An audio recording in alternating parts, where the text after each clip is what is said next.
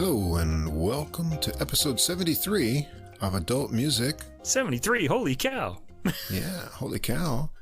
And 10,000 downloads, Mike. Yeah, how about that? Yeah. That's fantastic. We hit the big 10,000.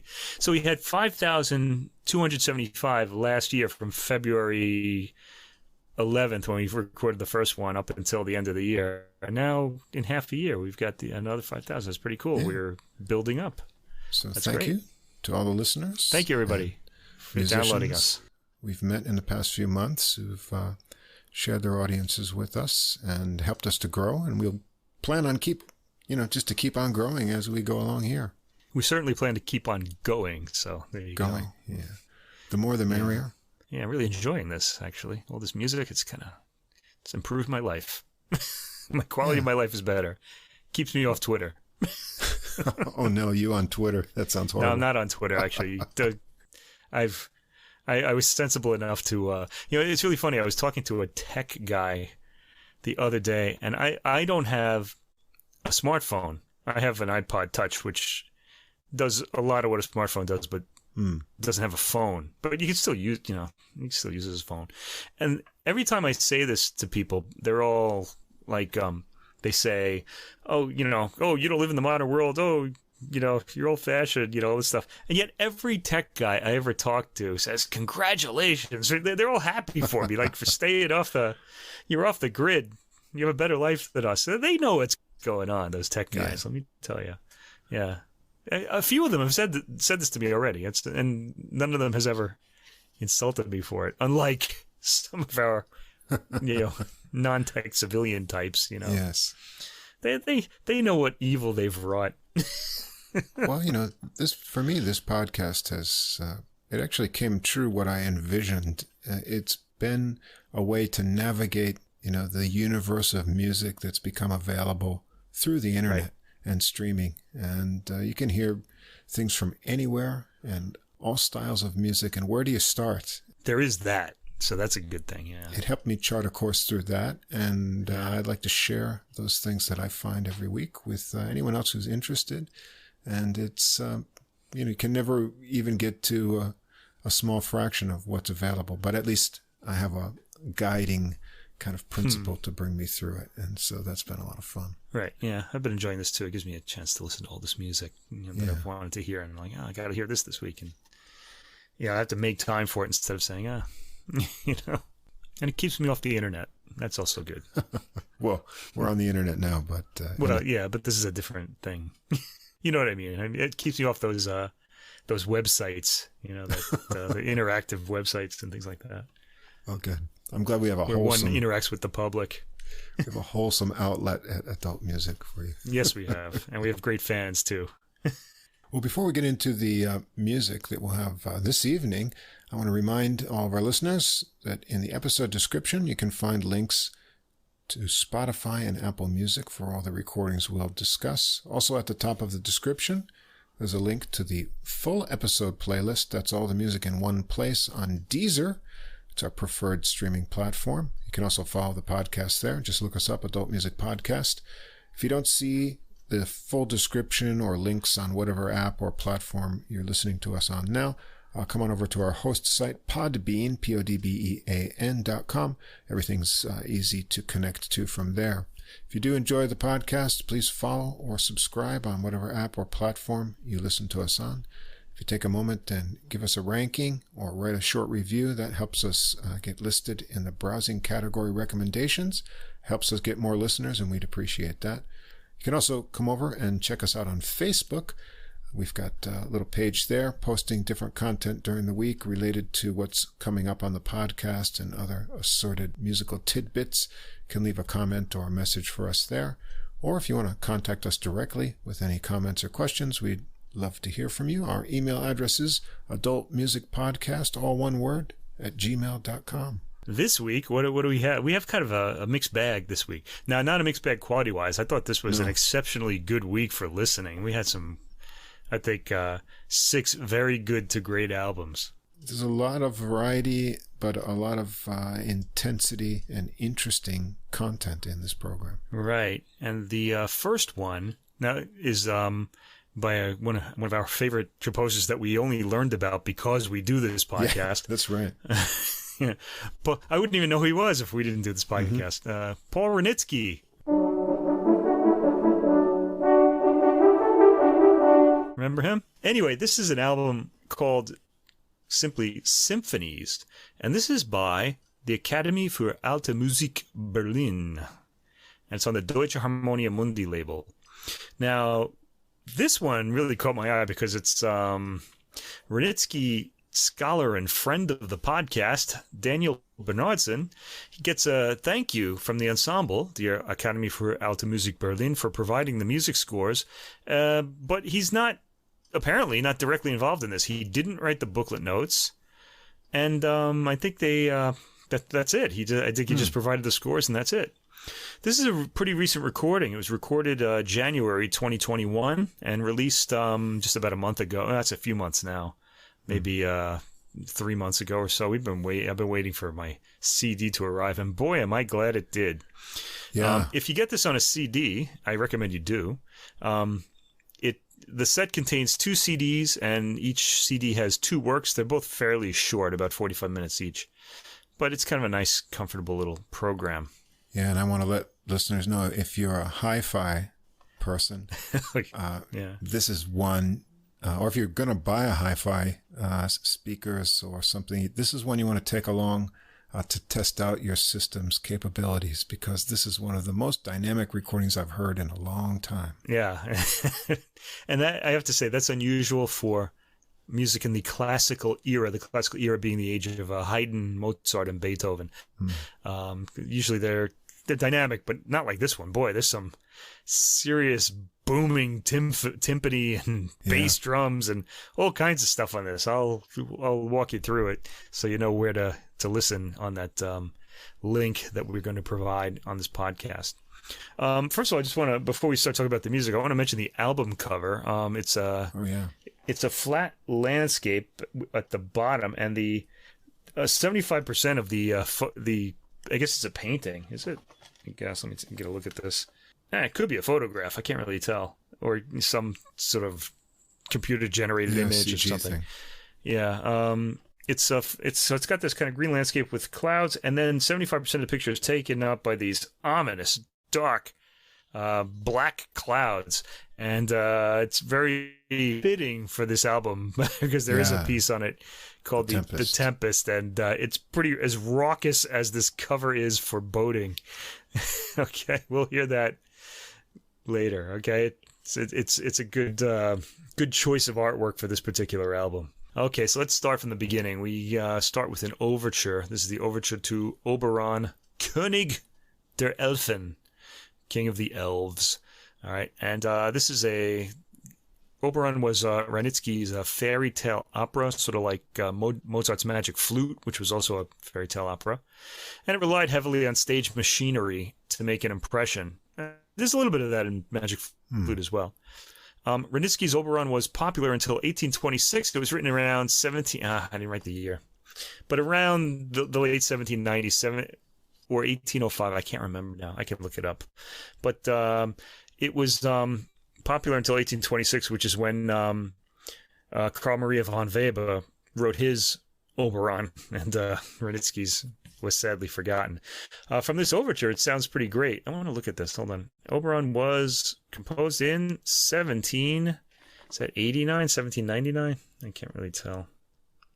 It looks like 89. All right. 1789.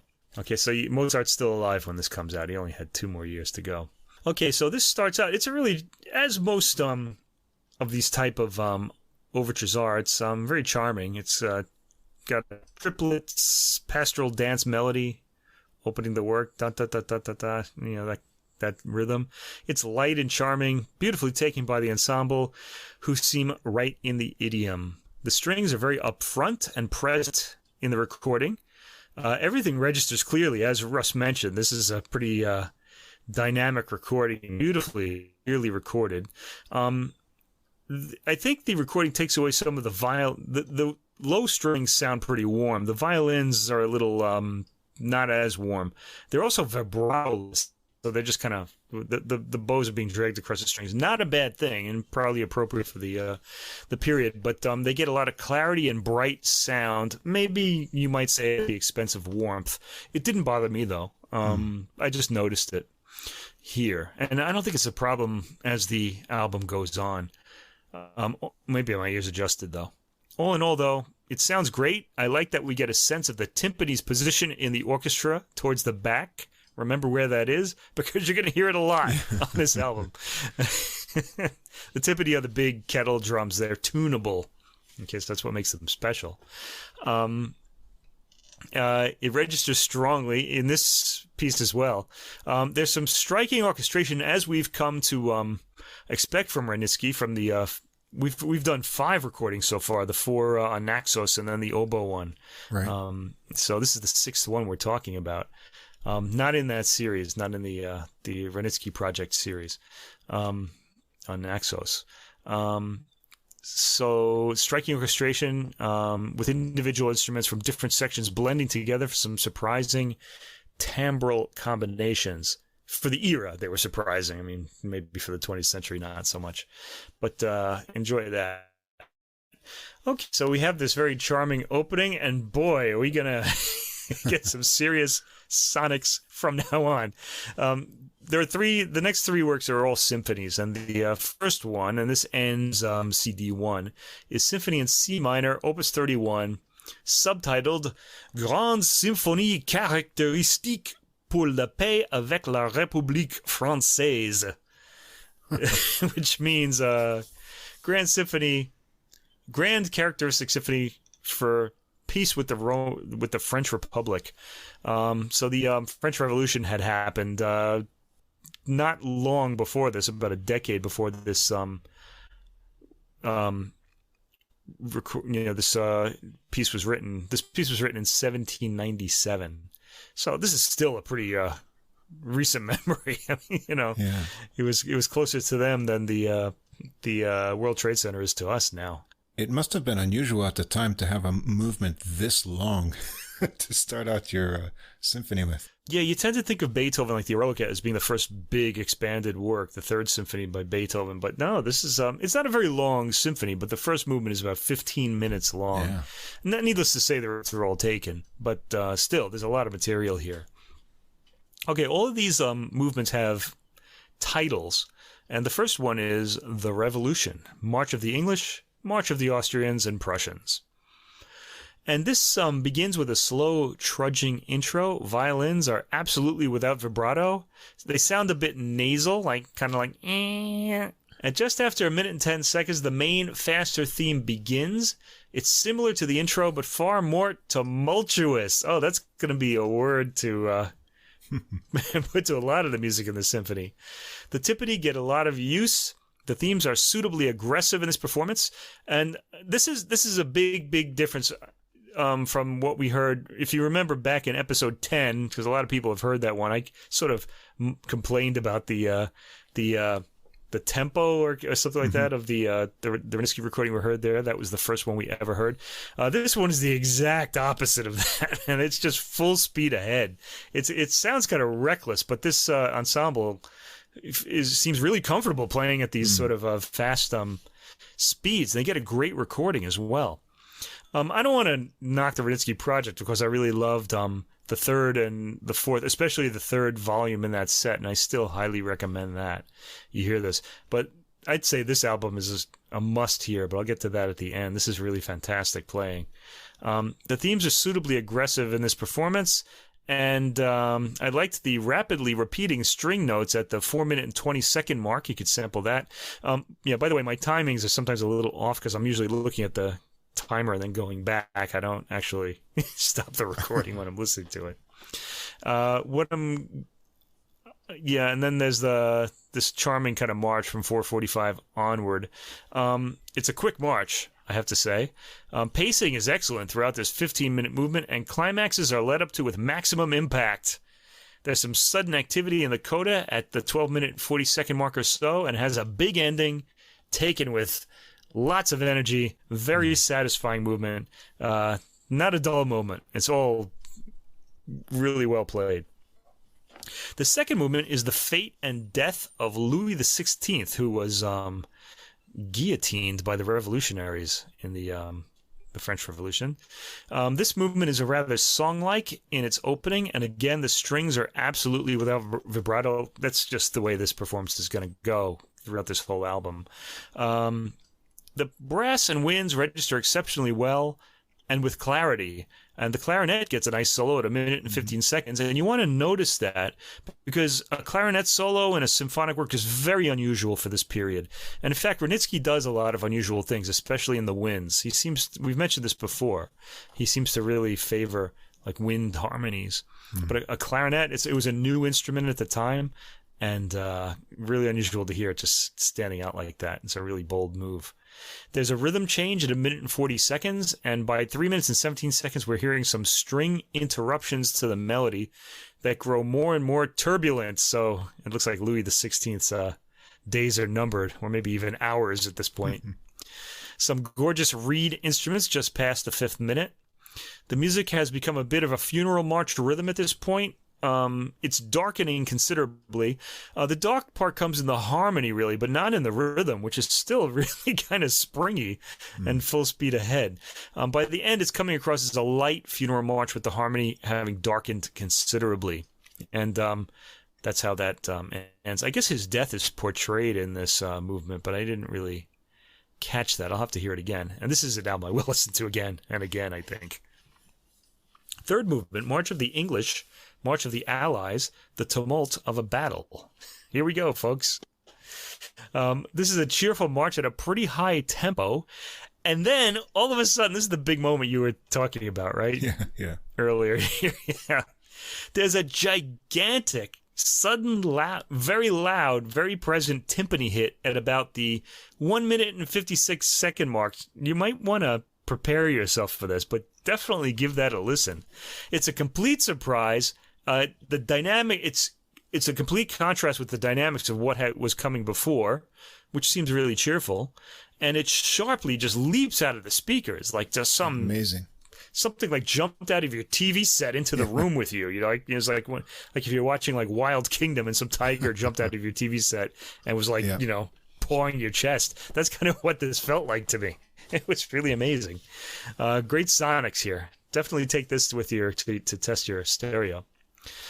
This whole section suddenly gets tumultuous with rushing strings and booming timpani. Oh, you're in for a real treat if you have a subwoofer. Let me just say that.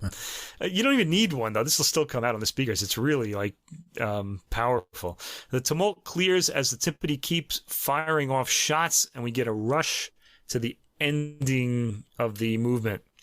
The fourth movement is titled The Prospects of Peace, Rejoicing the Achievement of Peace. Boy, we should probably play this. This is almost like an early Ode to Joy by Beethoven, right? It doesn't have any singing in it, of course, but the idea, what I'm saying is. And this starts it with a triplet melody again, and this time it's serenely rocking. I guess this is Wranitzky's portrayal of peace. At 2 minutes and 5 seconds, we get a loud, vast chord that registers beautifully and acts as the beginning of a new section.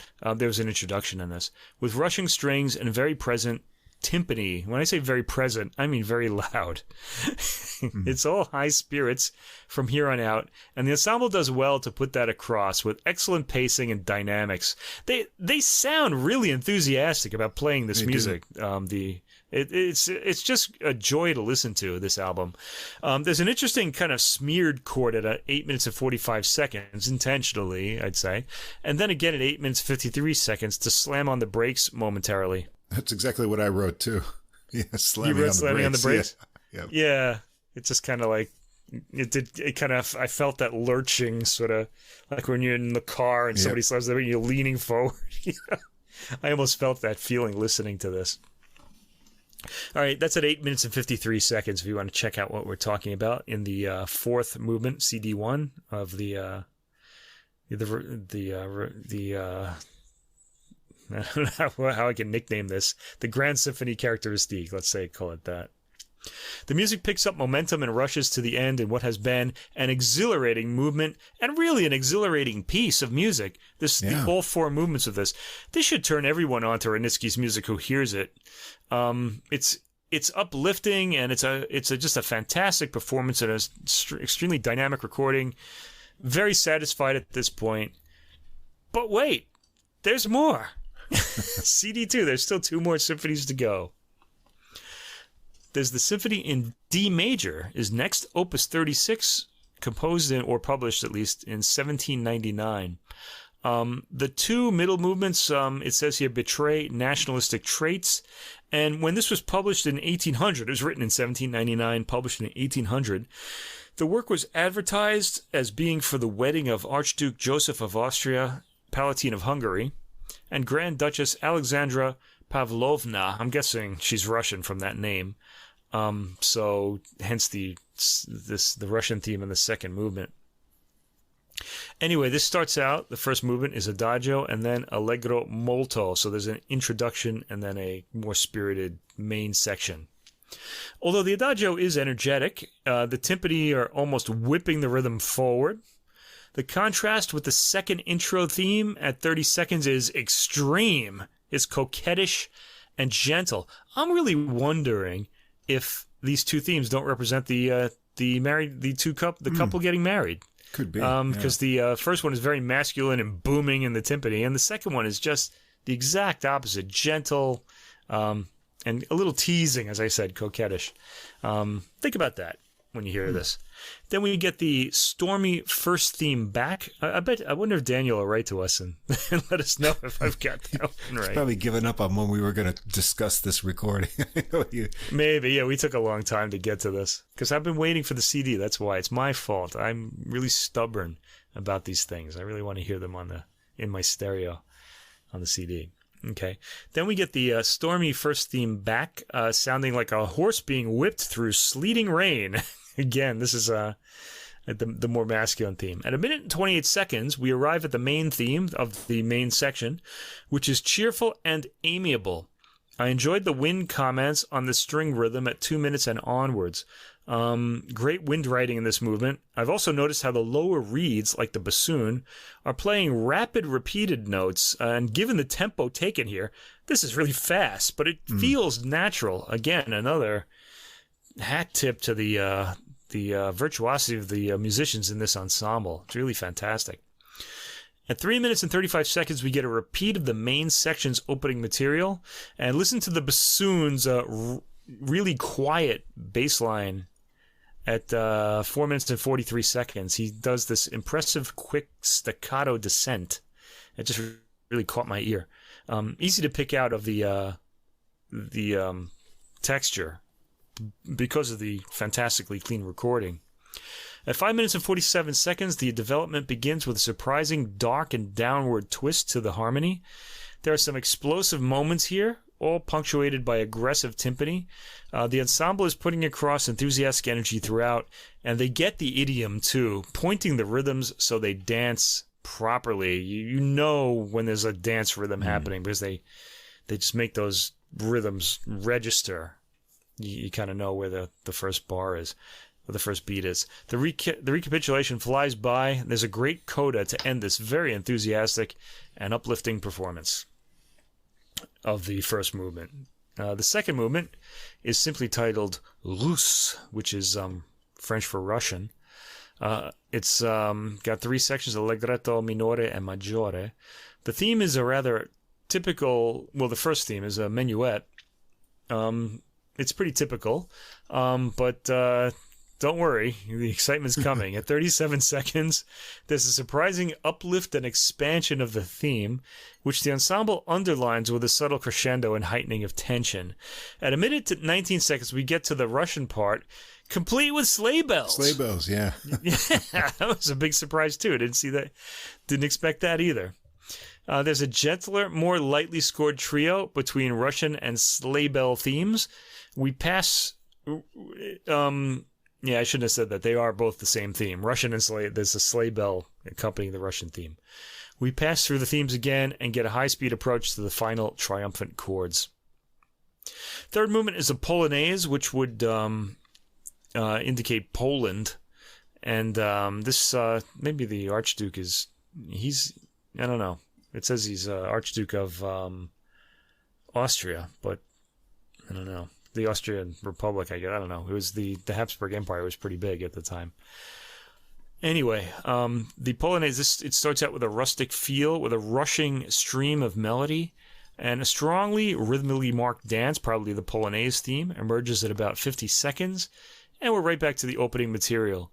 The trio section chugs along with light orchestration, very appealing, and we get a repeat of the Polonaise material from the beginning, and we're done.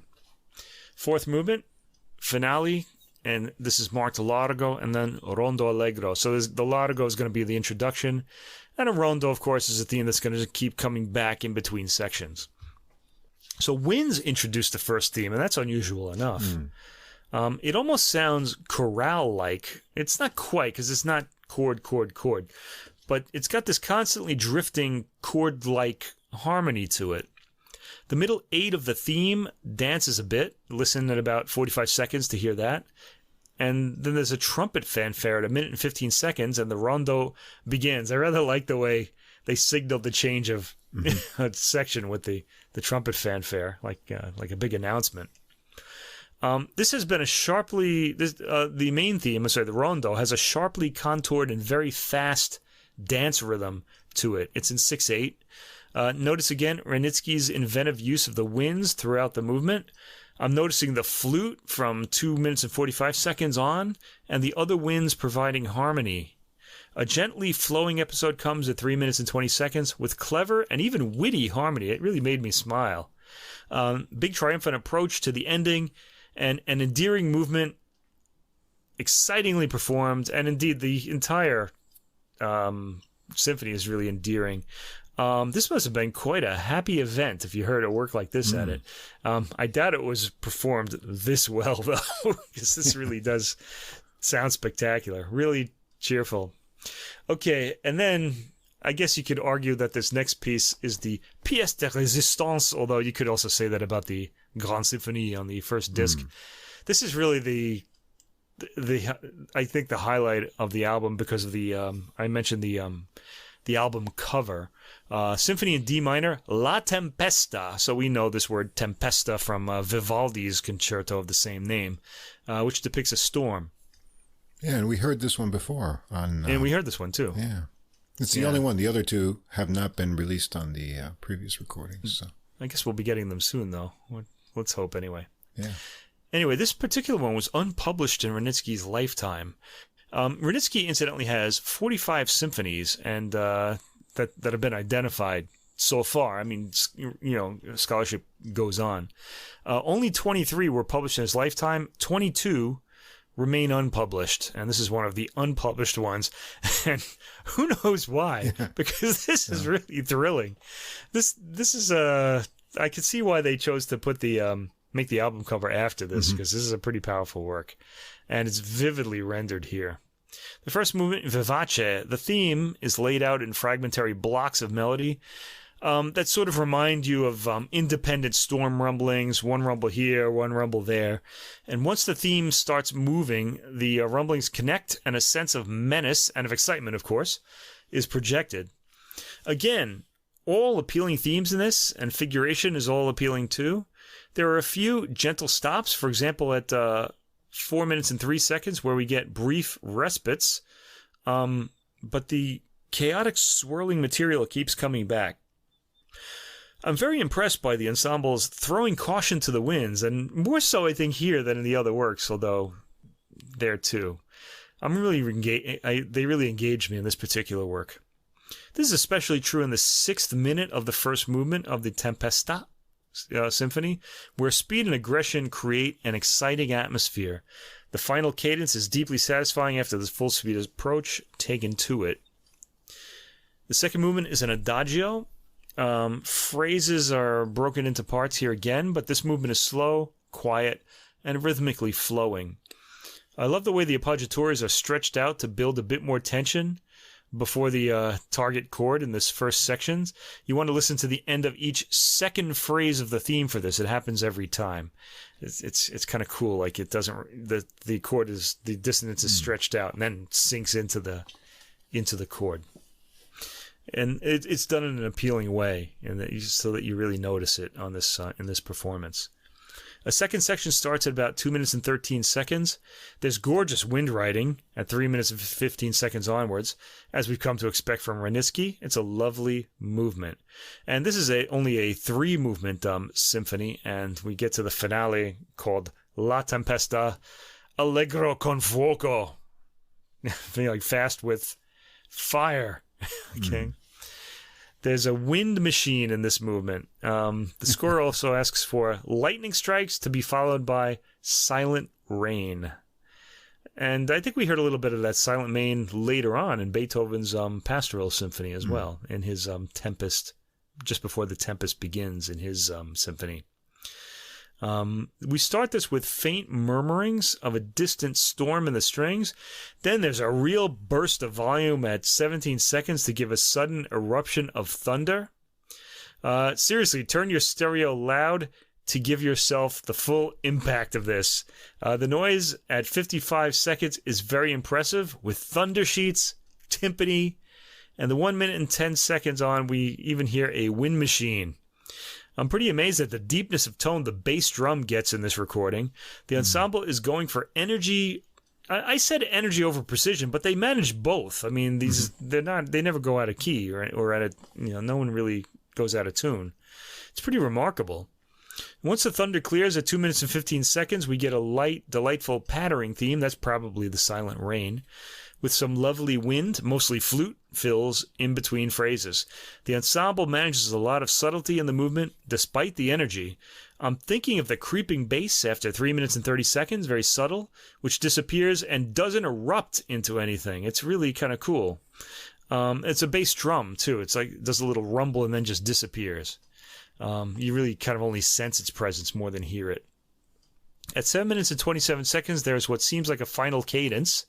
But no, there's still about a good 3 to 5 minutes to go.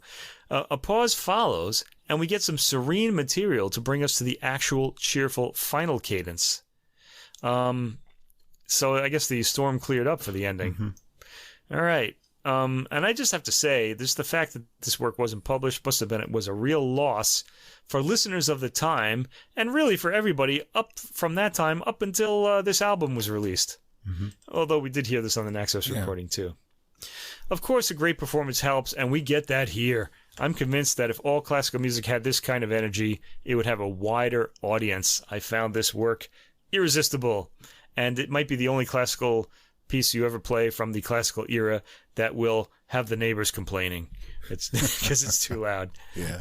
So make sure you make that happen when you listen to this, because they need to hear this too. Yeah, great performances. Yeah. Really enthusiastic, virtuosic.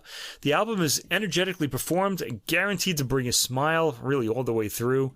The very last symphony is thrilling in composition and performance, with some real wow-inducing dynamics. Like, whoa, just kind of the kind of thing that'll blow you away. I'm going to be listening to this album a lot, and this will probably go. I'm pretty sure this will go on my best of list at the end of the year. The performers really go for broke in their aggressive approach, and they come up winners. This is an exciting album, and this is music that Russ and I discovered this year, and really are happy that we did so. It's very exciting. It's someone we should be listening to. It's written in the classical era, and there's a lot more of it to come. So we can get really excited about that as well. Yeah, this is a fabulous recording, full of dynamic contrasts, enthusiastic performances. If your image of classical music is kind of a daintier nature, then this will undo that, because this is explosive. It's just, you can pick up on the enthusiasm of the ensemble. They're really having a great time with this. And we've heard on the previous recordings we've done on the podcast, the La Tempesta before, this was an excellent performance here as well. Of the other two, I really enjoyed the C minor symphony. I thought that was fabulous. It's a very impressive performance, and that final movement is just killer. I said so.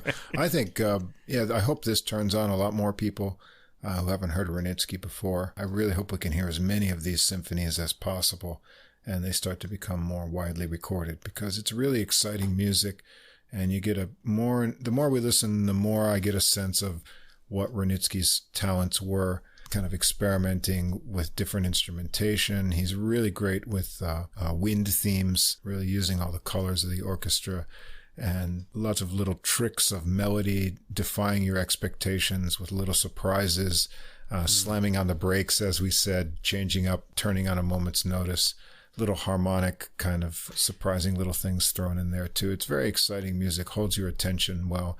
And here you have this great performance that just adds enthusiasm to the great composing, and wonderful recording that brings out all the subtleties, and has one of the widest dynamic ranges I've heard on anything in a while. So yeah, this ensemble seems to pull every little detail out of every work. It's there just all of these things that draw the ear in. It's just fantastic.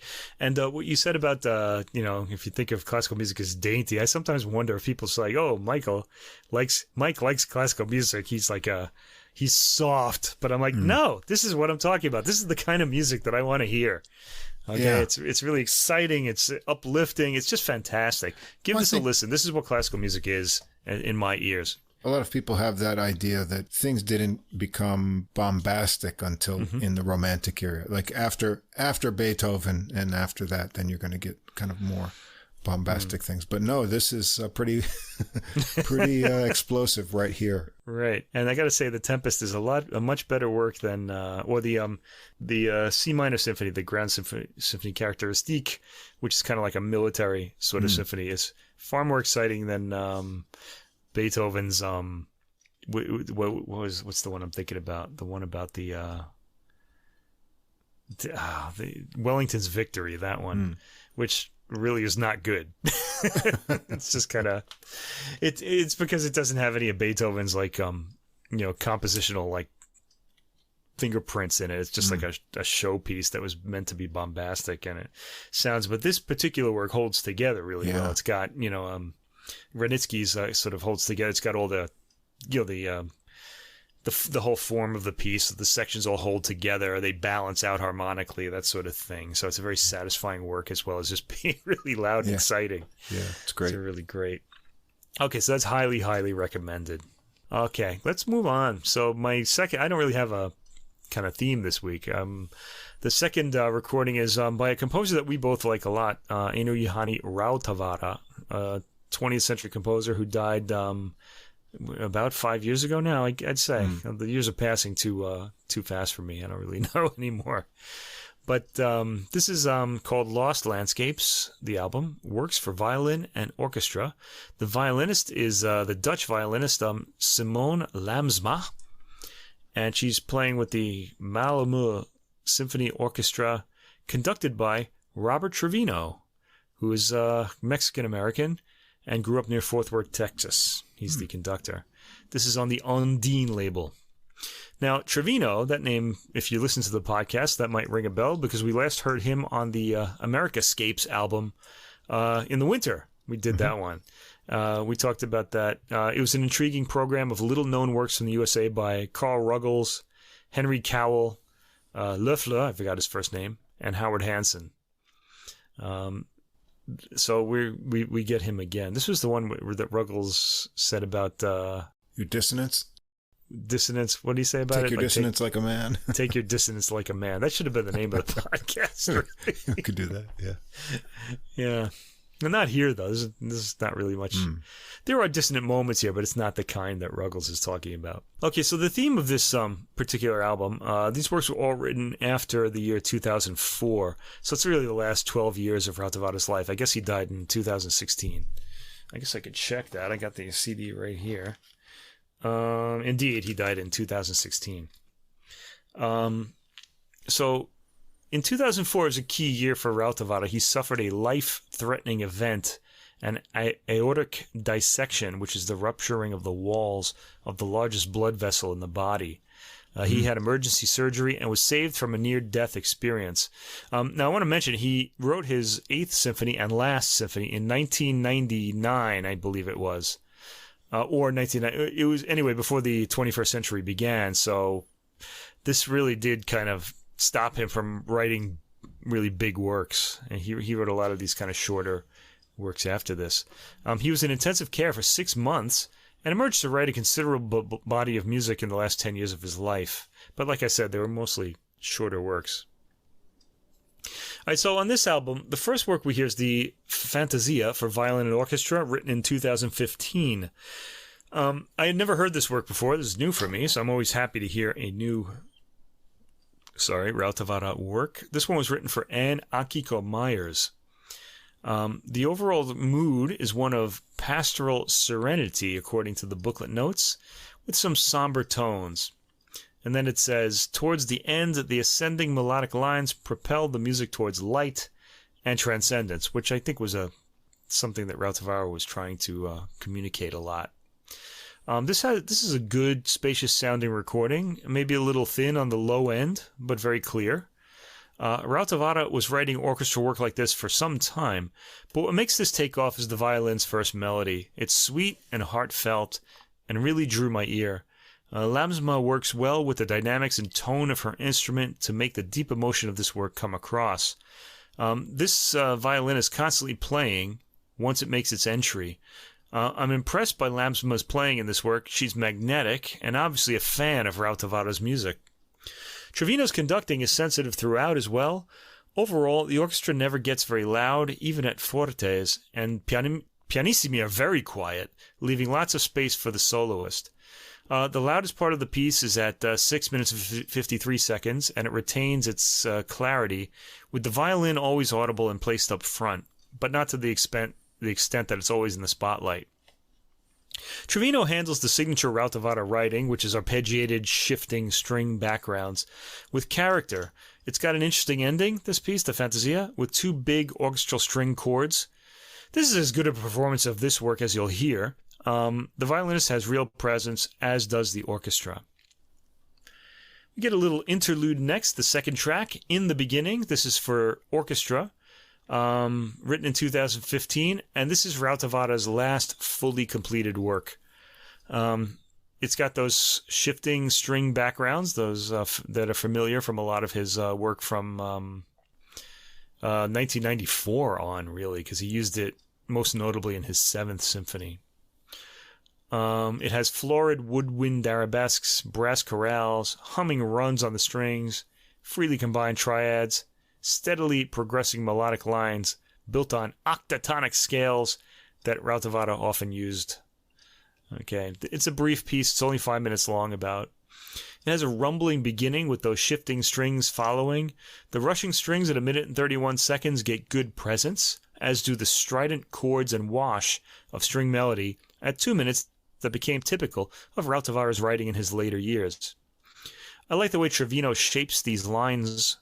There's a sort of urgency to it that you don't often get from Rautavaara's music. Many conductors will just let these lines float like they're clouds of sound, and I like the way Rautavaara's sections sort of move like floating clouds, one set of sounds drifting apart to reveal the sound of the other, hidden sounds. This ends suddenly on a big, surprising, quick chord. Okay, so we're off to a really good start. And then we get to the Douce Serenade for violin and orchestra, written in 2016, and Rautavaara did not complete these before he died, and they were completed by the composer Kalevi Aho, who is a Finnish composer, in 2018. Or maybe they were finished in 2016, and then revised by him, but they weren't finished by Rautavaara. Okay. Now, we heard these before. These Hilary Hahn played these on her Paris album, and we talked about that. And we enjoyed those performances a lot. Now, the problem here is that I think Hilary Hahn has the better, not just performance, but also the better recording. So those works registered for me really in a big way on that album, which is called Paris, if you want to look it up. And here, this one isn't quite in the same league. Rautavaara is contemplating his past in these works. He quotes some of his own earlier works. So if you know his music, you'll recognize that. So the first of these is called Serenade pour mon amour, Serenade for my love, which I guess it would be his wife. There's a residedness to the strings at the beginning of this work. The solo violin is in there and really doesn't stand out at the beginning. Hahn's solo, on Hilary Hahn's recording, her solo instrument stands out a lot more. And she's got a big sound anyway, Hilary Hahn, so she's always audible. The sound here is a little two-dimensional, but not bad. Lamsma is recorded here like she's part of the orchestra. The line stands out enough in the writing to make her audible, but it sounds like she's kind of sitting in with the strings or something for the dynamic. It's the composing that makes her line stand out more than her placement. The string figures drift like passing clouds, typical of Rautavaara. There's a resigned sadness to this interpretation of the work, and it's an appealing performance. The second of the Deux Serenades is called Serenade pour la vie, for life. Okay, this one includes, the first one only had strings. This one includes woodwinds and horns, and seems to continue on from the previous one with its undulating strings in the orchestra. The violin comes in more distinct in its entry here, and we hear an English horn, a dramatic change from all the strings, commenting on the violin line or accompanying it at times. The character of this work is only slightly different from the previous one. It's not as resigned, indicating maybe a quiet joy. There are some nice moments when the orchestra pulls back its volume with the violin, which gives an emotional tug. I like when that happens, when the volume suddenly goes down and it sort of pulls something out of you. The way the orchestral makeup behind the violin is constantly changing is very appealing, like the violin is soloing in front of some kind of sonic psychedelic backdrop. There's a sudden change of rhythm just 30 seconds before the end, a chugging rhythm that leads to an inconclusive sounding chord. All right, so I like the violin sound in this one better. It didn't it never gets lost in the first of the serenades, but because it's all a string work and the soloist is not really placed very far forward, she kind of sounds like she's in with the others. But in this, she stands out more in the second of the serenades. Okay, the last work, and the work that this album is named after, is called Lost Landscapes. This was originally a work for violin and piano, and here it's been orchestrated. It was written in 2005 and orchestrated 10 years later in 2015. This work was written originally for Midori, the Japanese violinist, and the landscapes that are listed as the four movement titles are places that were important to Rautavaara during his, and this is quotations, years of pilgrimage, studying abroad. The first movement is called Tanglewood, and it refers to the summer courses where Rautavaara studied with Roger Sessions and Aaron Copland in 1955 and 1956, and he was there on a scholarship awarded by Jean Sibelius himself. Wow. How about that? Yeah, some historic figures there. Anyway, it's pretty interesting hearing this with an orchestral backdrop. The beginning is all strings, and in this guise, it rather resembles the previous works. The piano's percussive element is gone, replaced by the strings' glossiness and smoothness, and it really changes the character of the work. The violin melody soars towards the stratosphere and gently descends. Rautavaara's characteristic long notes and lines dominate the solo violin line. It's nicely played, and the violin stands out well in this performance, slightly forward, but blending well with the orchestra. The piece drifts towards its ending and into the sky. The second movement is called Ascona, which is in Switzerland on Lago Maggiore. And here, Rautavaara studied 12-tone technique with Vladimir Vogel. But don't worry, this is not a 12-tone movement. A real change of character here, and a welcome one on this album, which has been very serene. I want to mention, if you like really serene, calming music, this is a good album for you to hear. Because it's really all like that until we get to this point. The beginning is dramatic with some dissonance in the accompaniment. Afterwards, a quick winding figure in the violin is accompanied by hushed rising and falling strings, which crescendo and lead to a violin cadenza-like section where the violin plays by itself. The strings quietly come back in afterwards for a quieter section, which is more ethereal, and features muted strings under the ethereal-sounding violin. There's a bit of drama and passion in this. Listen at 4 minutes and 55 seconds and onwards for that. There's some rushing scales after 6 minutes and 30 seconds that lead to the tranquil ending. The violin stands out very well in this movement and plays with emotion. The third movement is called Rainergasse 11. I don't know how to say 11 in German. Vienna.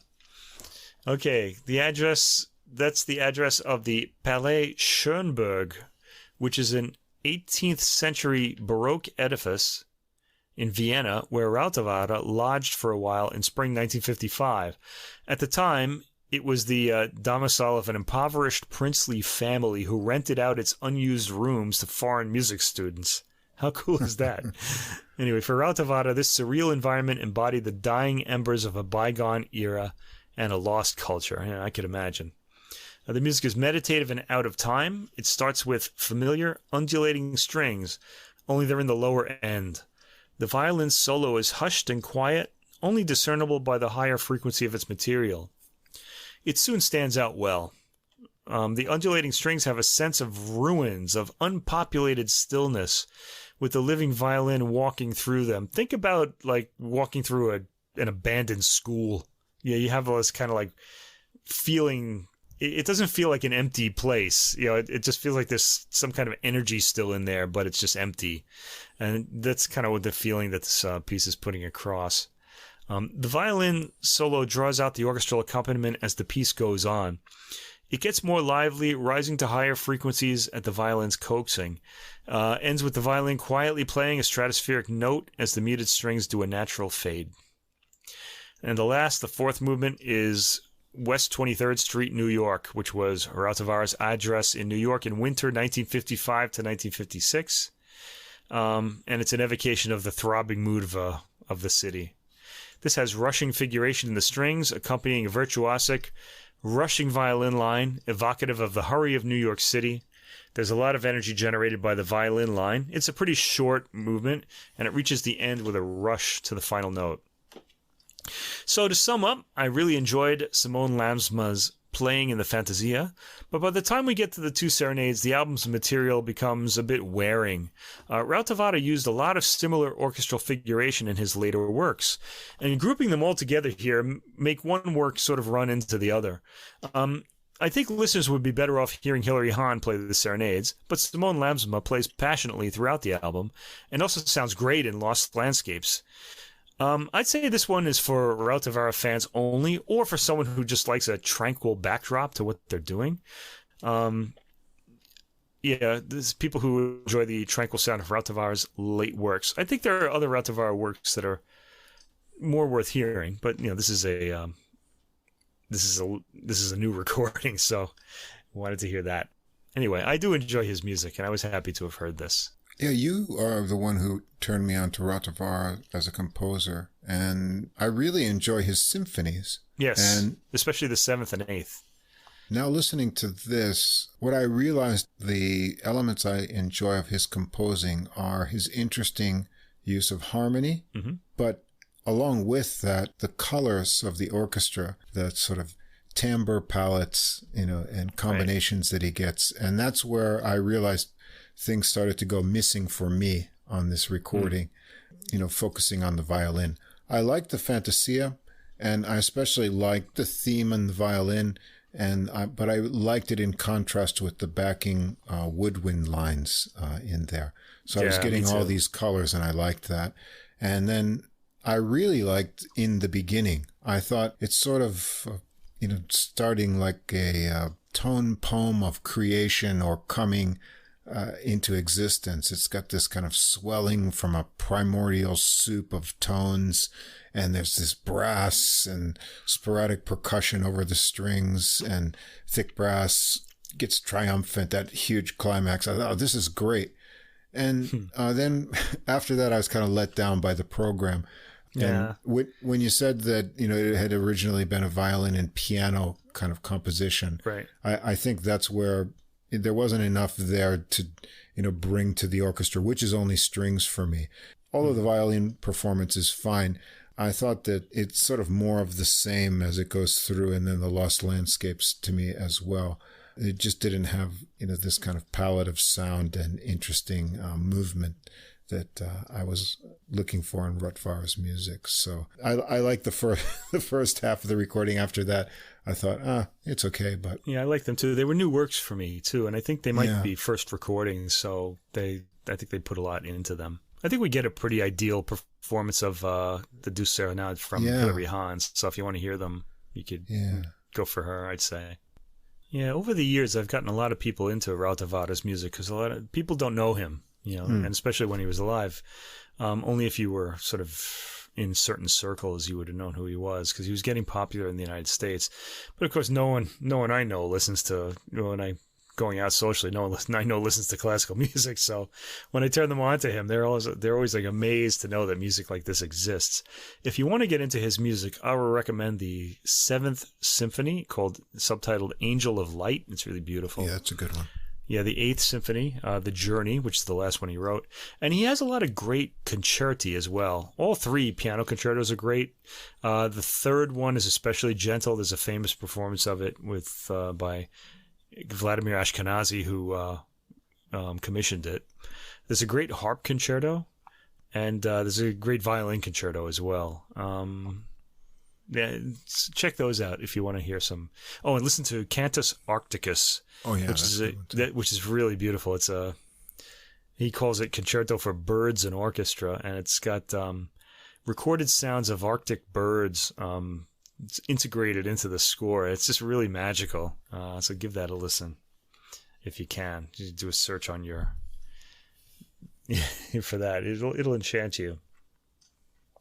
Okay, now last of all, I have another recording of the Mozart Clarinet Concerto paired with a contemporary composer. Now we did something like this. I was intrigued by this. We did something like this earlier in the year. We had who do we have? I forget her name. Van Wawa was her name. And with the yoga thing, right? Yeah, she had a piece called Flow, which was also for the, I guess, the bassy clarinet too, and orchestra. And it had chanting in it. And it was a good piece, but I was like, I could have done without the words. There were some spoken words in it. I always feel like you're kind of cheating when you do that, unless you can actually have those people sing. Anyway, someone else decided to do this. Actually, one of the most famous clarinetists in the world, Michael Collins. Now, I made a joke about Michael Collins on Facebook that not only does he play the clarinet, but he also piloted the Apollo 11 mission around the moon. That's a different Michael Collins. I knew that. I was just kidding. All right. It's like, how amazing is this guy? Anyway, this Michael Collins is English, and he's one of the world's most renowned clarinetists. He's now 60 years old. And he's done something like Van Wawa has done. He's played the clarinet concerto, and even includes the clarinet quintet, which is a fairly long work. It comes in at around 30 minutes long. And he's paired them with what really turns out to be a rather brief contemporary work by Richard Birchall called Basset Clarinet Concerto. So it's specifically written for the basset clarinet. Now, one of the things that really intrigues me about these recordings, the Van Wawa one and this one, is that both musicians are playing the basset clarinet rather than the clarinet. Mozart's concerto and clarinet quintet were originally written for the basset clarinet, and later were sort of like transposed upwards, or they were altered so that they could be played on a regular clarinet, and they had some odd lines in them. They sound really satisfying here. The basset clarinet can go to a lower range than the clarinet, so you get some really good, satisfying low notes out of both of these works by Mozart. And of course, the contemporary composers are just going to exploit that completely because they know what instrument they're writing for here. So anyway, there's also a great recording of the Mozart Clarinet Concerto and Clarinet Quintet by Martin Fröst, who is also one of the world's great clarinet soloists in classical music. All right, so first we hear, I should mention, this is on the Bis label, and it's an SACD. Okay. Which means I heard it in surround sound. Something to say about that. Okay, so Michael Collins is playing the Bassett clarinet, and this also includes the Philharmonia Orchestra, and the conductor Robin O'Neill will conduct the contemporary work. And then we get the Wigmore soloists for the Mozart Clarinet Quintet.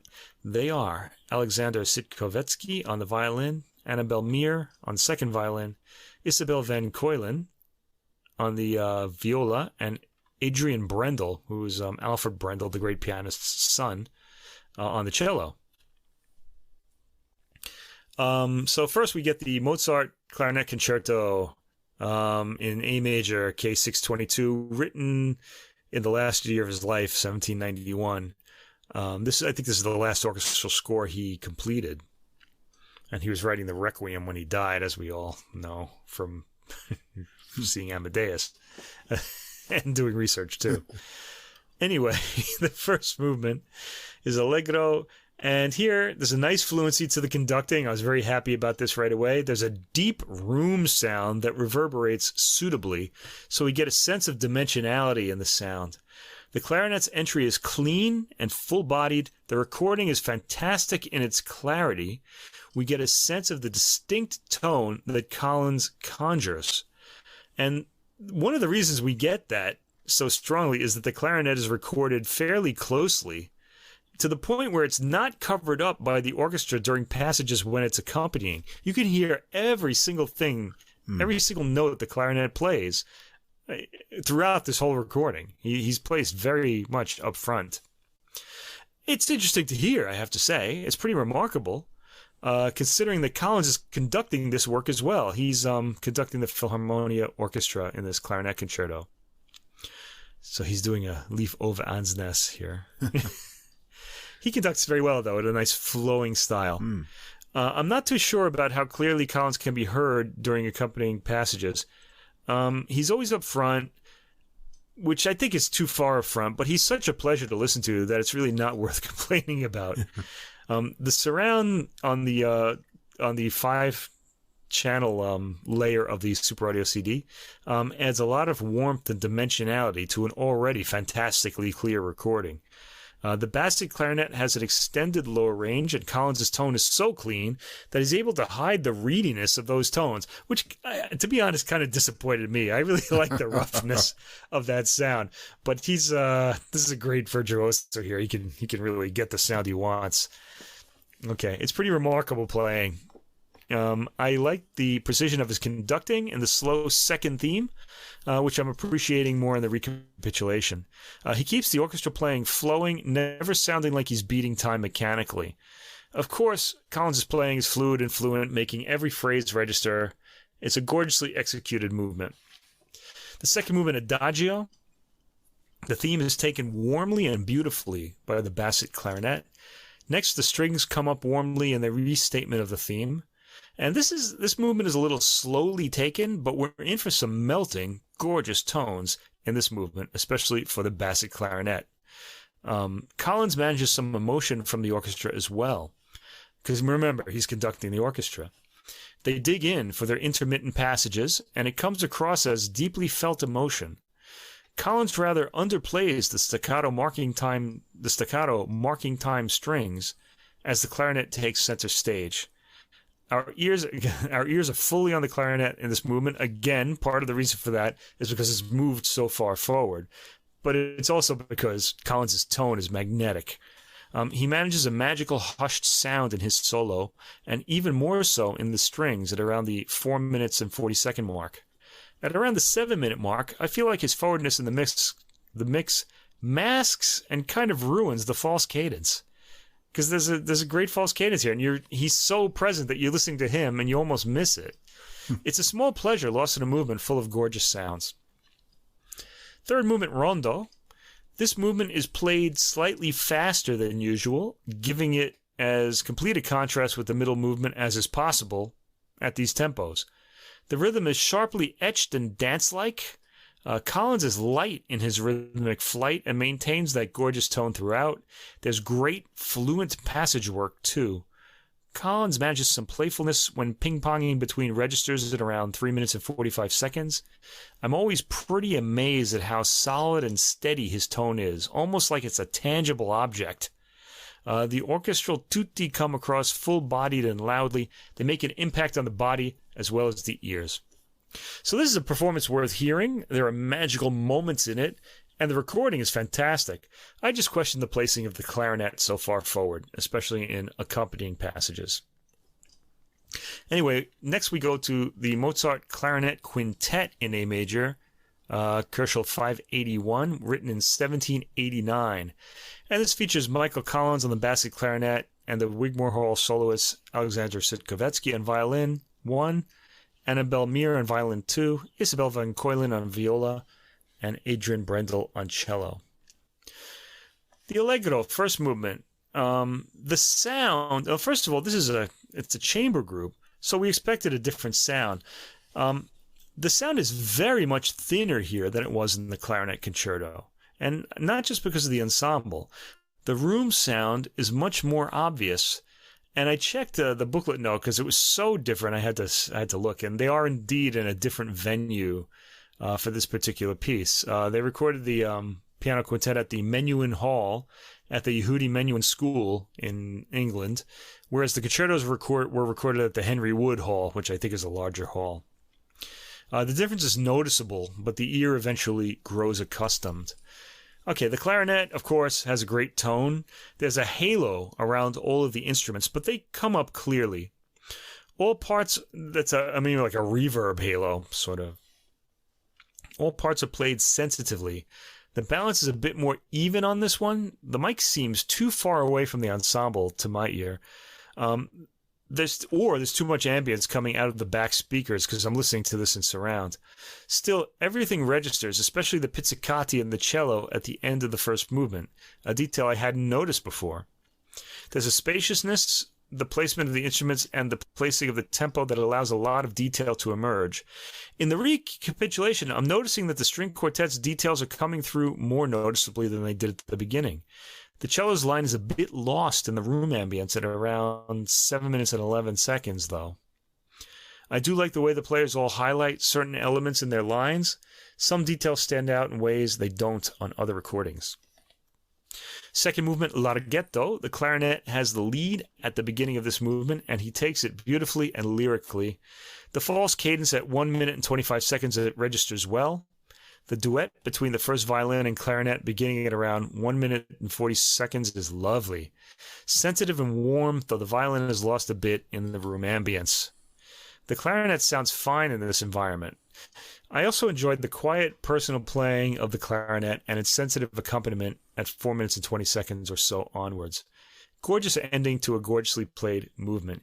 You know, at this point, I was getting the feeling that this recording was made. It was all kind of built around the sound of the clarinet, and something else didn't sound so Absolutely. Good. Too bad. Yeah, I got that impression. That's really he's definitely the star, and everybody else is a supporting character. Anyway, third movement, Menuetto, and then two trios. This is a pretty straightforward as a menuet, and it's pretty square in its shape. The quartet allows some of the inner voices to come forward to give the ear some detail to grab onto. The first trio is a complete contrast, slippery and sliding towards its surprising cadences. Subtle fluctuations in volume and rhythm draw the ear. There's a repeat of the menuet. Then we get trio 2 at 3 minutes and 58 seconds in 3/4 time. It's rather teasing in its light dancing rhythm. I like Collins' burst of tone at the bottom range when he does his scales, leading to the continuation of the melody. Now, again, normally you don't hear that, but he's placed very far forward, and you do. He's very up in the mix, and you hear all that. And it's actually very enjoyable. I really enjoyed hearing those details. Mozart was great at these middle sections of minuets, and this is a good example of that. Fourth movement, Allegretto con variazioni. So this is a variations movement. I should mention that in this quintet, all tempos are perfectly realized. The clarinet concerto as well, but I mentioned some of them were a little slow and some were a little fast. But here they're all really perfect. The proper mood of the material comes through in this movement. as it did in all the other movements. The theme here is rather straightforward and doesn't involve the clarinet, which comes in for the first variation. Collins gets a few nice bursts in his lower range that clearly ring through the strings. In the variation at 3 minutes, where I believe the viola has the lead, the viola sounds a bit off mic. It's not easy to follow his entire line. At 3 minutes and 57 seconds, he plays his part so softly that the accompaniment covers him up. After that, we get a variation with some virtuosic scales from Collins. His bass notes always burst through the texture. I guess because he's the only one playing in that range, that's the case. The variation at 5 minutes and 20 seconds is very sensitively taken and registers beautifully. The last variation is taken very quickly, with the cello digging in with the bow to produce a big bass sound on a par with the clarinet's low bursts of sound heard earlier. Okay, so for this work and for the Mozart Clarinet Concerto, if you're really interested in hearing the clarinet lines, the beautiful clarinet playing, that's what's going to draw you to this. This really is more of a soloist's performance than the ensemble, though the ensemble does play well. Okay, next we get to the contemporary work. Richard Birchall, Concerto for Bassist Clarinet and Orchestra, subtitled For Michael Collins, written in the year 2020. This features Michael Collins on bassist clarinet, the Philharmonia Orchestra, and this time Robin O'Neill is conducting. Birchall, the composer, Richard Birchall, is British and is a cellist as well as a composer. In this work, Birchall seeks to translate aspects of the work of M.C. Escher, who was a draftsman of such things as endless staircases that move forever upward in a circle, or like never-ending waterfalls. We used to love these kind of things in college. People had them, in their dorm rooms, showing the. I guess I don't know what they're showing. That everything just isn't, impossible constructions. Yeah. Impossible constructions, right? Anyway, Birchall is trying to put those sorts of things into musical form here. Anyway, the first movement is called Metamorphosis. I'm surprised he called this just a concerto when he's got this Escher theme, though, Anyway, the first movement is called Metamorphosis, and here all the transitions of harmony and tempo are neatly dovetailed or blended from section to section. I'm going to read this from the booklet first so that we understand what we're talking about here. In the manner of Escher's woodcuts of the same name, the music gradually travels through many variations of texture and mood. Following a climactic high point, it finds its way back through earlier material to conclude with the singularity of the piece's opening. The predominant motif is E-flat CBE, which is Escher's musical signature, the B being the H in German notation. All right, this starts with low droning strings. The clarinet is heard in its hollow, reedy lower range at first, which of course thrilled me. A lot of its most fascinating colors coming out in its opening line, which rises towards its middle range and hangs out around there. There's a nice pairing of the instrument with the English horn just before the first minute. I love the low clarinet tone at 1 minute and 52 seconds. The movement is pretty warm and easy on the ear. There's a quiet solo passage for clarinet at 2 minutes and 45 seconds, accompanied by vibrato-less strings that are barely audible, yet their presence is sensed. I'm impressed by the orchestration and performance. Collins explores a lot of the colors of his instrument, and we get some heavily reedy tones in the 4th minute. From around 4 minutes and 50 seconds, we get a livelier section. There are some wild, piercing tones from the clarinet just after the 6 minute and 20 second mark. The piece then mellows out a bit at about 6 minutes and 50 seconds in a part that conjures up a night on the town for me. Good, warm orchestra writing at 7 minutes and 40 seconds. When I say a night on the town, I mean like a laid-back night on the town, not like a painting the town type thing. Anyway, the second movement, Still Life. The solo clarinet is initially suspended over a lilting accompaniment. Again, I'm reading from the booklet for this part, so we know what this is about. Becoming more integrated as the movement progresses. Escher's still life pictures tend to evoke a sense of unease, so the musical material wells up in an anguished way, followed by a release of tension and a reminder of the stillness of the movement's undercurrent. Yeah, I think we liked all those impossible constructions in college because they had a things are not what they seem sort of quality to it. I think that was our whole mantra in college, let's say. Anyway, this movement has wavering accompaniment from the orchestra as the clarinet plays its material. There is indeed an anguished feel to the brief crescendos. The accompaniment evokes an unsettling night for me. Sudden change back at about 3 minutes, the wavering accompaniment, only this time with outbursts from the clarinet and some orchestral instruments. After an unsettling section, the wavering orchestral figure is back at 4 minutes and 40 seconds or so, laying a bed for the clarinet's unsettling ruminations. The clarinet finishes the movement solo with a trill that ends in a natural fade. Very nice. Third movement is called, as Russ mentioned earlier, Impossible Construction. These are the ones that we really liked. Okay. Escher's Impossible Constructions. Following Escher's most famous drawings is the booklet again, like endless staircases and upward waterfalls.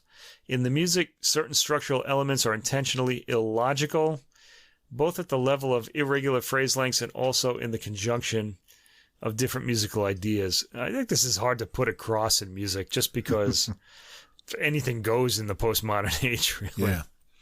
But anyway, what happens here is there's a wild opening line by the clarinet. The tempo is fast and the accompaniment lively.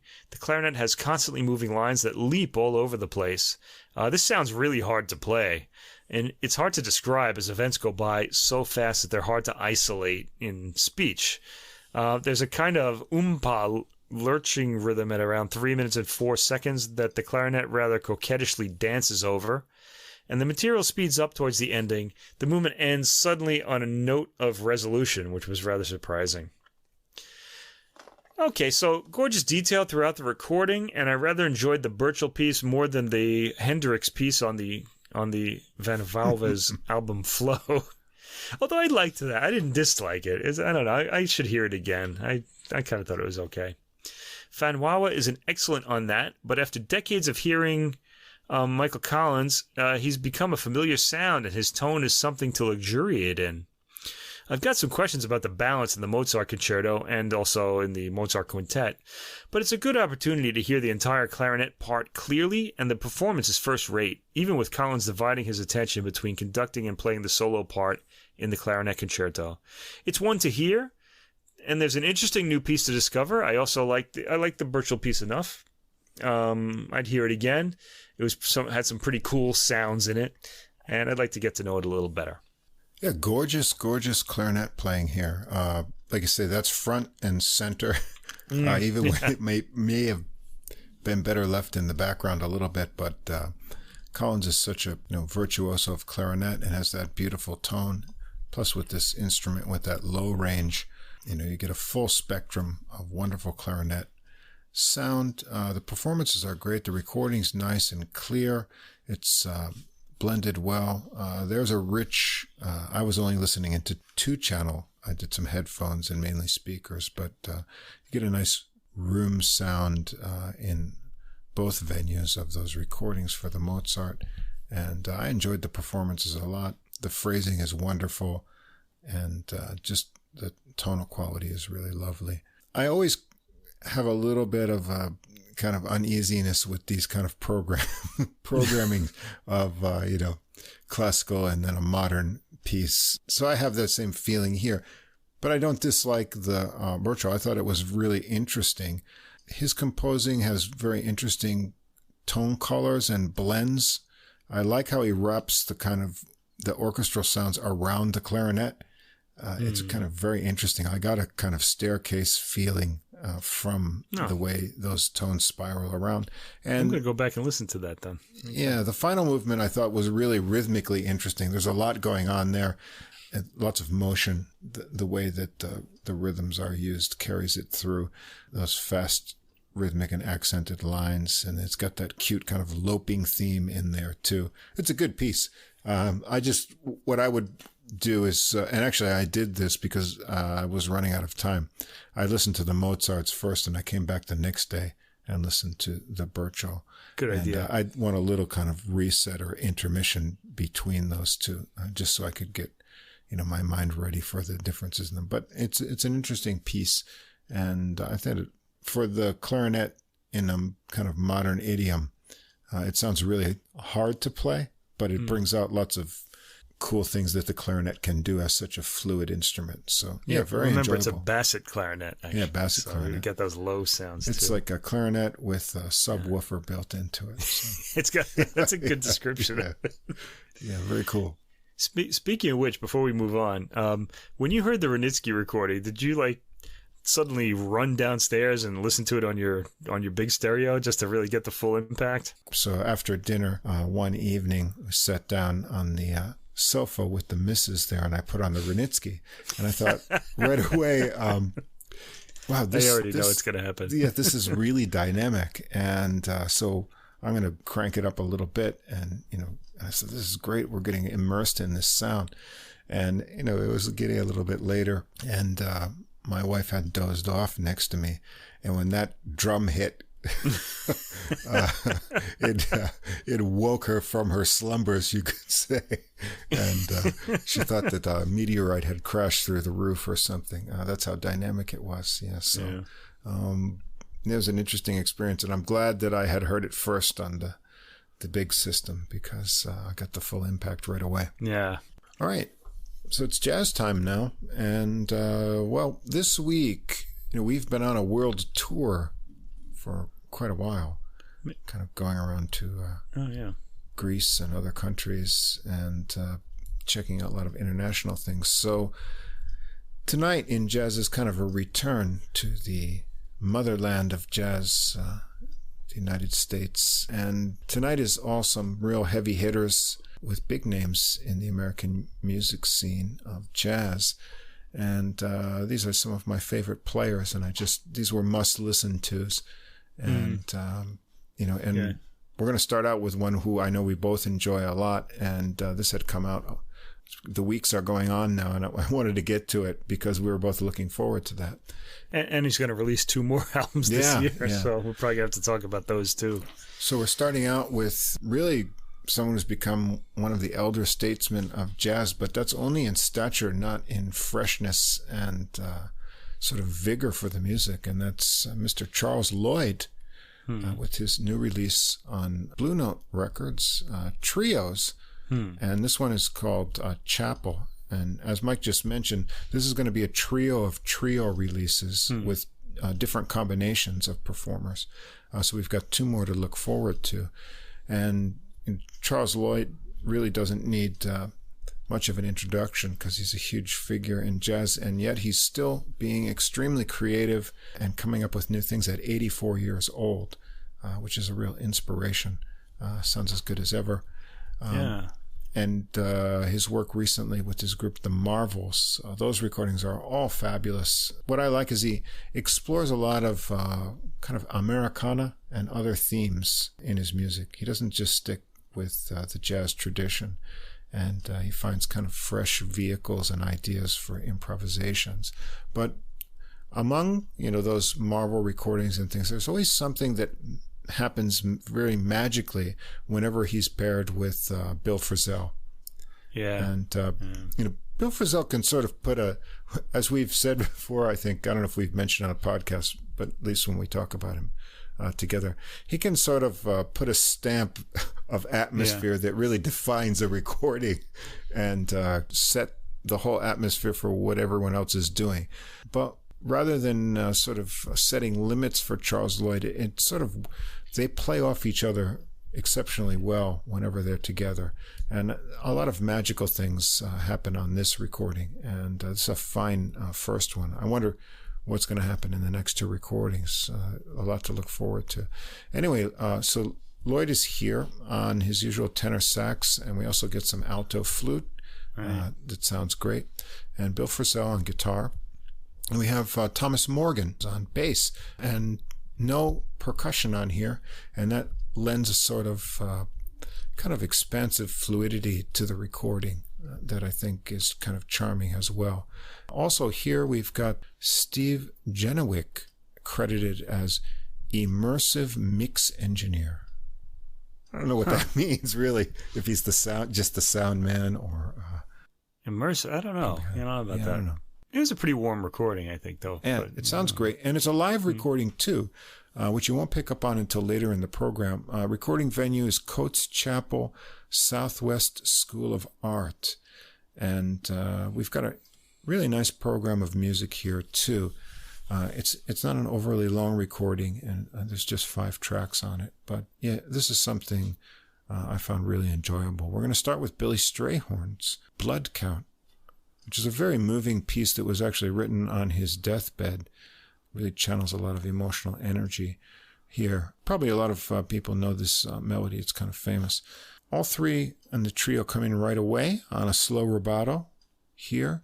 But listen carefully how Frisell wraps his guitar lines around Lloyd's tenor sax melody lines. They sort of intertwine in a kind of, as we were talking about before, a staircase that kind of spirals together. They get that kind of effect here.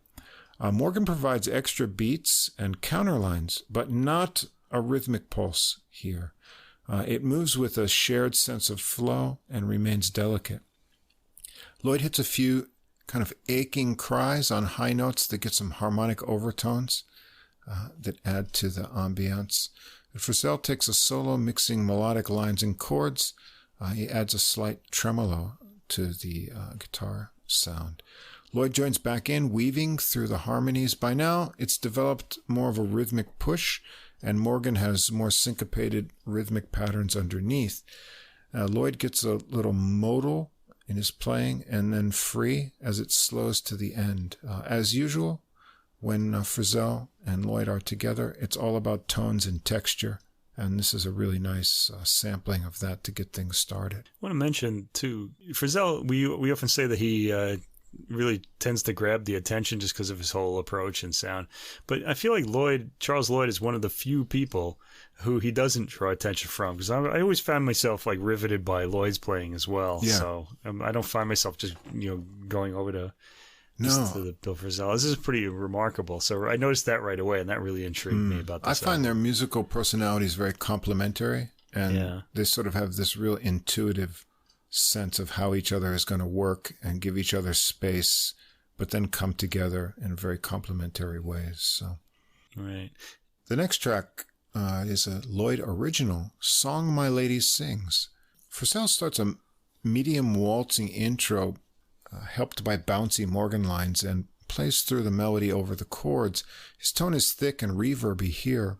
Frisell continues on improvising. He leaves lots of space, keeps you guessing about what he'll play or not play next. At about 2 minutes, it shifts to Morgan's bass melody lines. He plays rhythmically and with clear attacks, but he's very relaxed in his approach. Lloyd joins in softly on tenor sax about 3 minutes, blowing gently and breathily. His lines get more animated with runs, but they flow effortlessly. Frisell backs with chords and complementary little fills and counterlines. It slows up after 8 minutes for some free floating through the final chords with nice guitar trills by Frisell under the sax. Track 3 is a tasty little treat, Ignacio Jacinto Villa-Fernandez tune, Ay Amor. Lloyd blows the sad rubato minor melody, and Frisell sometimes doubles up on the pitches of the melody with guitar. After a minute, Frisell sets a slow bossa rhythm with his chords, and Morgan adds the pulse. Lloyd blows the main major melody, and Frisell has rich reverby tremolo chords underneath before taking over the melody for himself. Then Lloyd joins back in just past 3.5 minutes for another round. This is the kind of lovely melody that you can just stick around. You don't need to embellish it a lot because it's so nice as it is. And Lloyd gets some nice cracks into harmonics in his tones. They get a little rhythmic groove going about 4 minutes and 50 seconds before taking one more float through the melody. Frisell and Morgan take it out with a little groove, and someone adds a little shaker at the end.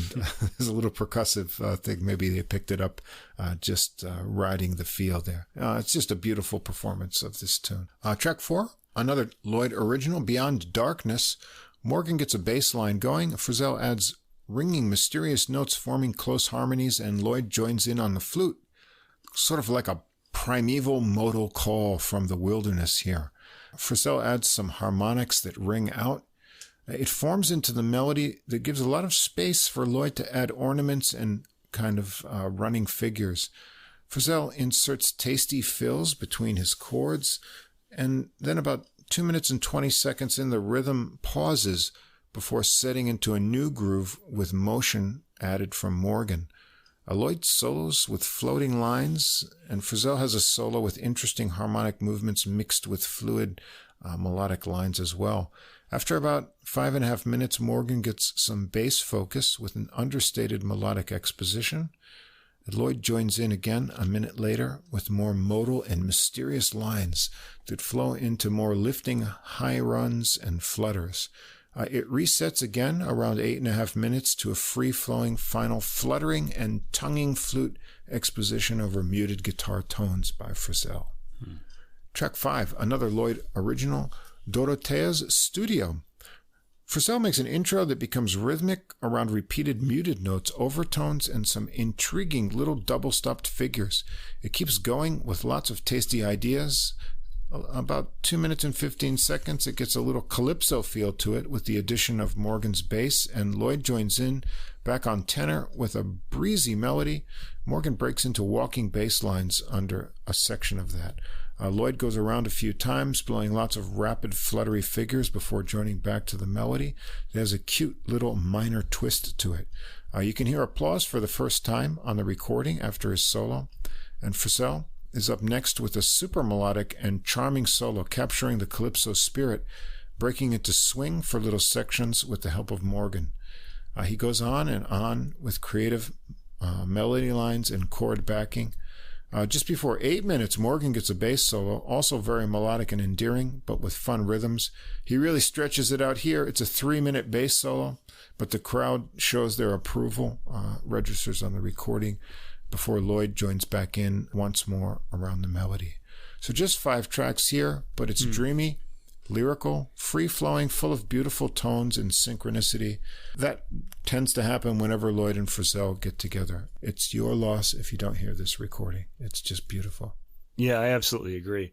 5 tracks, but they're fairly extended. So this is like a full-length album. I think it's about 45 minutes or 40 minutes long. It's recorded in a chapel, and the music seems to me to conform to the holiness of the place, really. It's quiet and really modest all the way through. There's kind of a hush to the whole album, and I really loved it too. It sounds like it's going to repay many listenings in the future. I've already heard it like 4 times. I have the CD already. Yeah. And I especially enjoyed the creativity and elevated spirits of the last piece. Now, I did some research too, and I found this, and I guess the ones that are coming were recorded before the pandemic started in 2018. Okay. So it's already like a 4-year-old recording. And it kills me to think that this was being held on to. Now, Lloyd had a lot of other projects in that time, and I guess you can't release 6 albums a year, so they just kind of spaced them out. But still, I would have liked to have heard this like when it came out. Yeah. We have something to look forward to for the other ones. Yeah, definitely looking forward to that. Blue Note Records, huh? I admire his energy and continued creativity at 84 years of age. It's hard to play the flute. Flute requires a lot of breath control. Wind instruments in general at that age, And kind of not just force, but, a subtle controlled airstream. And to be able to still play with that kind of control and creativity, it's just inspiring. One complaint about Blue Note Records doesn't put the recording dates inside the album. That drives me crazy. This isn't the only Blue Note album I have that doesn't have the recording dates. So I wish they would do that. The other thing that irritates me about them is, they'll really kind of pump up a future release, and they'll release like 1 track and leave you hanging for months with that 1 track. When's the album coming out? Yeah. I almost forget about it by the time it actually comes out. They're really teasers like that. So come on, guys. Get those albums out. Now, another note that doesn't do that, and we've got 2 releases on this label, which tend to get things right out there, and that's the High Note label. And good for you. First, we're going to go with a pianist who I've always liked. Me too. Because he's got that special that special soul kind of feeling.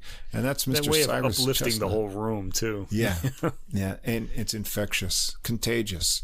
Cyrus Chestnuts. And here he's got a tribute to his father, which is called My Father's Hands.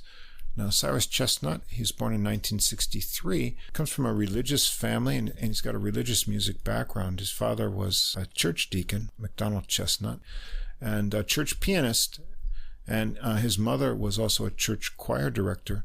So he grew up in this kind of religious music environment. He began learning piano at age 7, and he played in Baptist church.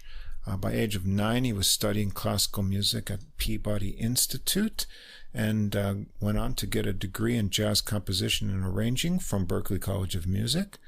And I started to know him when he formed a trio with Christian McBride and Carl Allen in the early 1990s.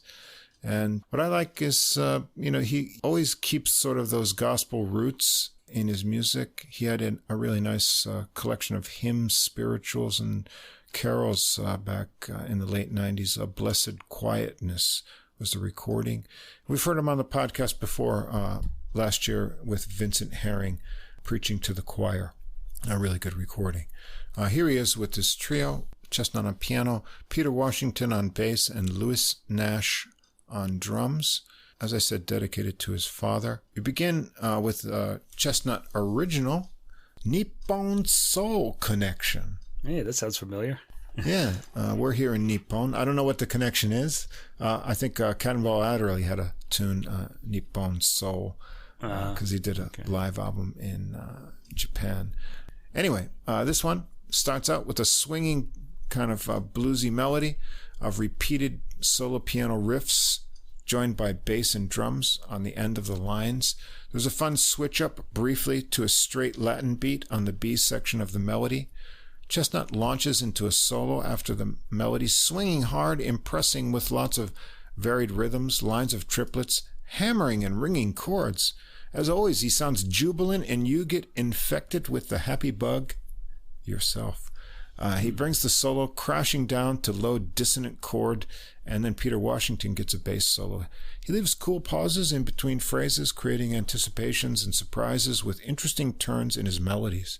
Chestnut brings back some raucous and rolling chords to start an exchange of trading eights with Nash on drums, then another tour around the fun original tune with a bit more of a Latin feel added over the B section.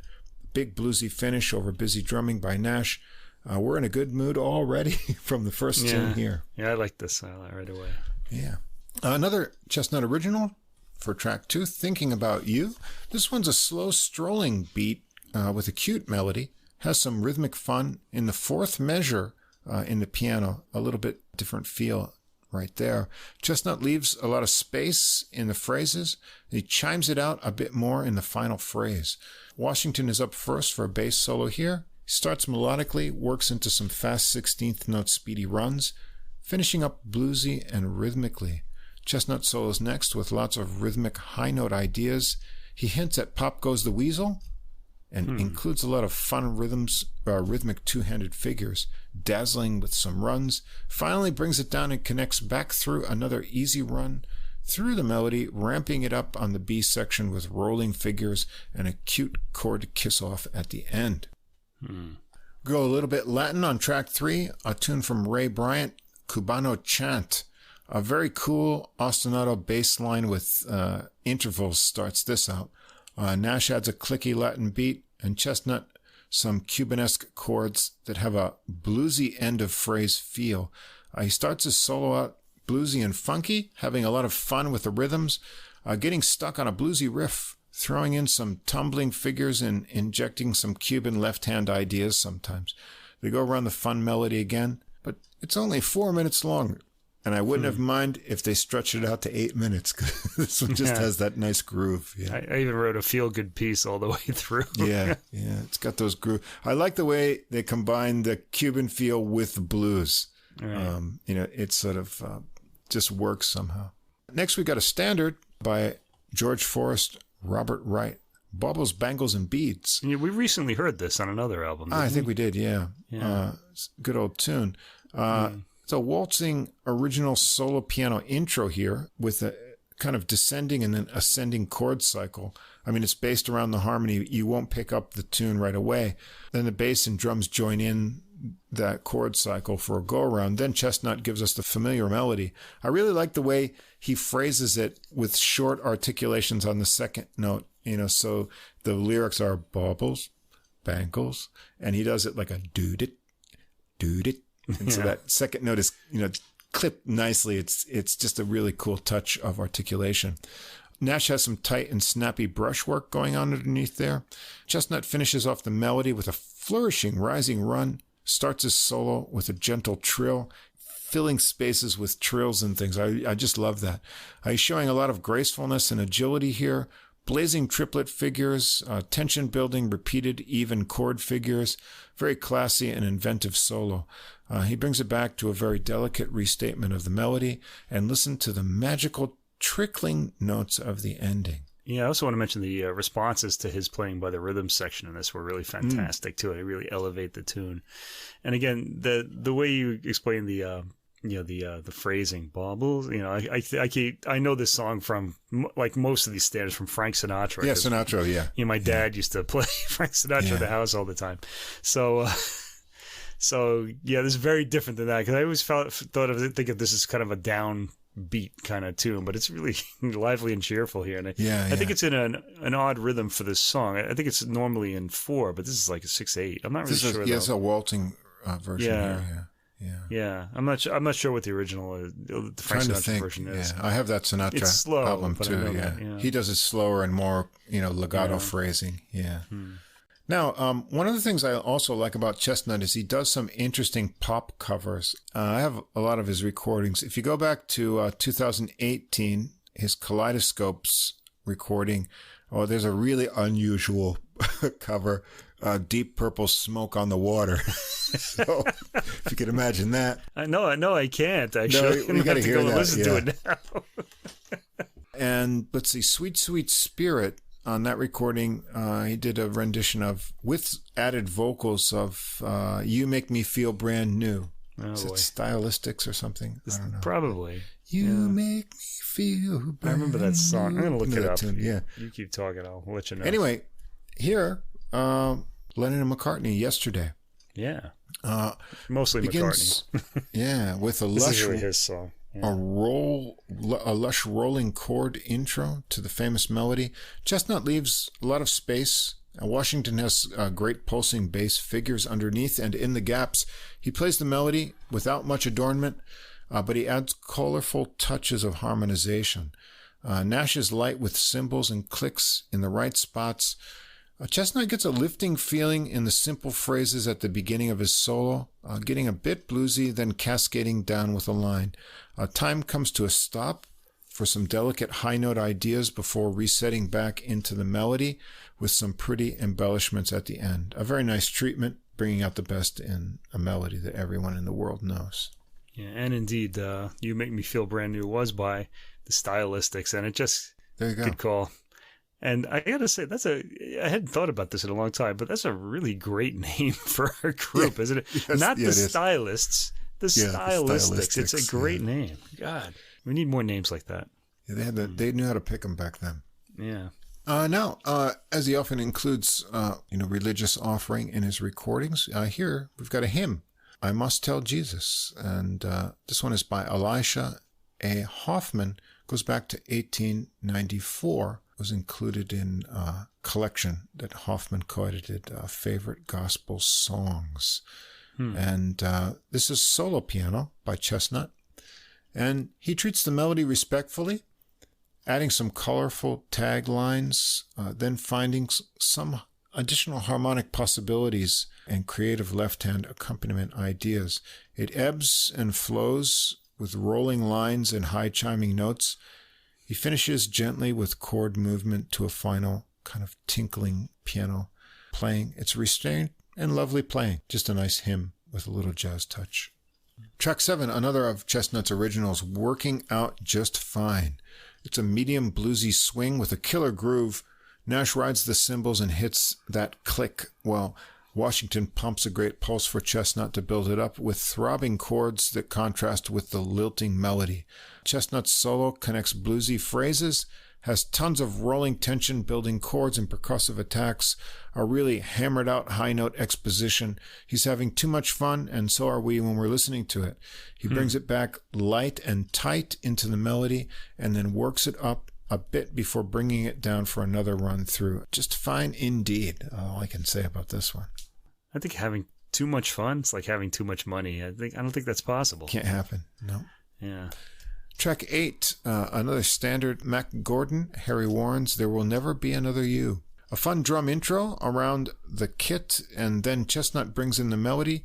He gives it chiming treatment over the Latin beat feel they've chosen for the arrangement, and it's very uplifting. Washington is doing a lot of nice bass work with varied rhythmic ideas underneath, and Nash is following Chestnut very closely in his solo ideas, adding accents to his rhythmic patterns. Chestnut quotes Miles Davis's Four along the way.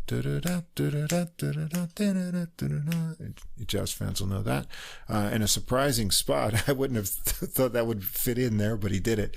Has a lot of fun with the rhythms in his solo.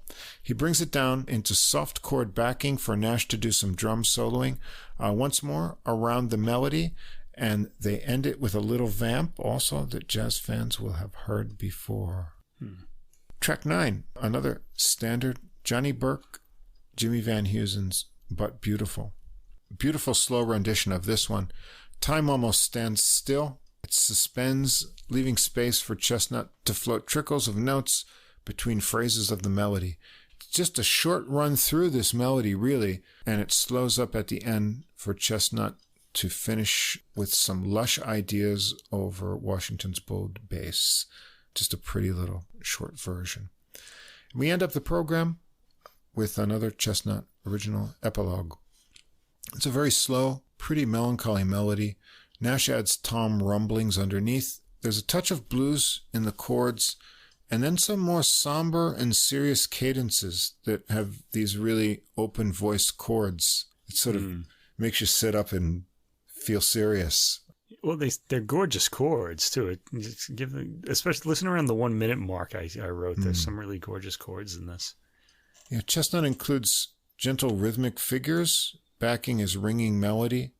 It works into some chiming chords and graceful runs over the keyboard. There are more ringing chords and then some rolling figures, and takes it into a new progression of a final descending series of chords that just go down, down, down, and bring it to a weighty close.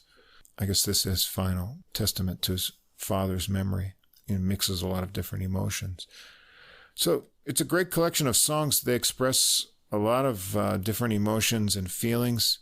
Chestnut shows his immense talent and taste, bringing solos to thrilling climaxes, but also showing restraint and space for contrast in all the right places. Any father would be proud of a son who can bring this much music out of a piano. Yeah, I would say, yeah. It's kind of funny. He called it My Father's Hands. It sounds like it'll be a somber album, but it's really, it ends on 2 ballads, but this is an uplifting album for the most part. And it's usually the case with him. His playing is really warm and inviting. He swings really well. I was really drawn to this right away. I mean, as I expected to be, because I've heard his playing before too. Yeah, I liked this album a lot. I want to say something about growing up in a musical religious household. Whenever you watch movies about, say, the church or something like that, usually there's some kind of, the church is kind of like the villain in the movie, or they're kind of like oppressing somebody or things like that. But no one's made a film about, say, a family that's involved in the church that's musical, that's a prize musical to the church. I mean, I think that would be a very positive sort of, image, to provide to the church. And I think it's a real one, too. Yeah, that's probably why they don't make it. There were movies, I remember the old, like the 40s, like Bing Crosby, there was always like, he was kind of saving the neighborhood. This one priest would be doing these things. And then in the 80s, like priests were always like drinking too much and they were fat and they were kind of like causing trouble. There was one movie recently that I liked. It's called Lady Bird. I think it was Greta Gerwig was the director. And it shows, it's pretty much a girl's coming of age story. And she goes to a Catholic school and the nuns and priests are pretty presented as real people. I rather liked that about the movie. It just kind of reminded me of my own, Catholic school experience. It was just kind of, they're just, helping the students. Some of them had, personal problems or whatever. But yeah, I really enjoyed that. So there's Lady Bird. You can see that movie. I want to see a movie about a church music family. It's an interesting idea, yeah. I know. Well, I'll get to work on it tomorrow. Yeah, send me the screenplay. I don't really know enough about it to be able to do it myself. I'll do the casting. I'll decide who's going to play the parts. And we'll be all set. All right, we're going to finish off with one of my musical heroes here, and also on High Note Records, the giant of modern jazz trumpet, Tom Harrell, with his new recording, Oak Tree. You're a big fan of this guy. He always yeah. I've heard a lot of Tom Harrell records over the years because of Russ. I wouldn't, because I have them all. I have a he whole has shelf all of them, and he made sure I heard all of them too. Of only Tom Harrell. Now, Tom Harrell, currently, he was getting up there. He's 76 years old. 1969, he graduated from Stanford University with a music compositional degree. Went on to play with Stan Kenton's orchestra, and also after that, Woody Herman's band. Did a stint with the Horace Silver Quintet. Also, he made albums with Sam Jones, Lee Konitz, Mel Lewis. Where I started to get to know him in my teenage years was when he was an integral member of Phil Wood's quintet. Also, I don't know if you know this or not, Mike, but one of our favorite artists, Vince Guaraldi. Tom Harrell contributed to the You're Not Elected, Charlie Brown, and let's see what else. There's No Time for Love, Charlie Brown Thanksgiving. He was on those recordings too. Oh, wow.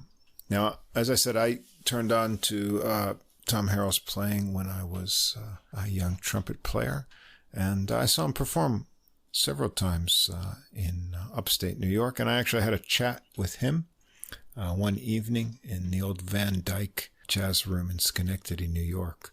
Ooh, Schenectady. Yeah, the old electric Schenectady. City. The old city of GE. And, Tom Harrell's one of the most lyrical and melodic trumpet improvisers. His solos all sound like they were written out and you wouldn't change any notes in them. But after striking out on his own, especially I think after he left Phil Woods, he's become a creative composer in his own right.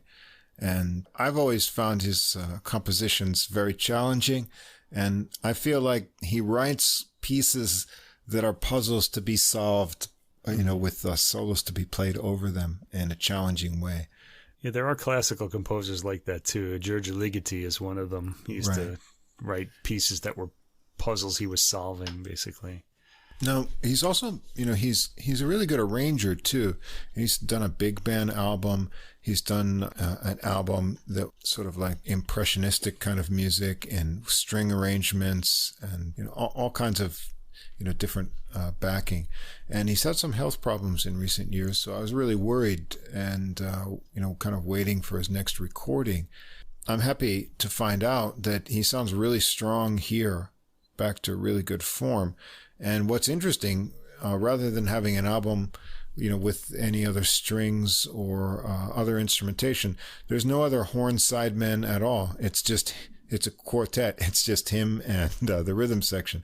And, for a trumpet player, that's actually, of any age, you're going to have to carry everything on your own. You don't get, to hand off the melody or the first solo every time to another sideman. So I think he sounds in fine form here, and he's got up to his usual creative standard with the tunes here.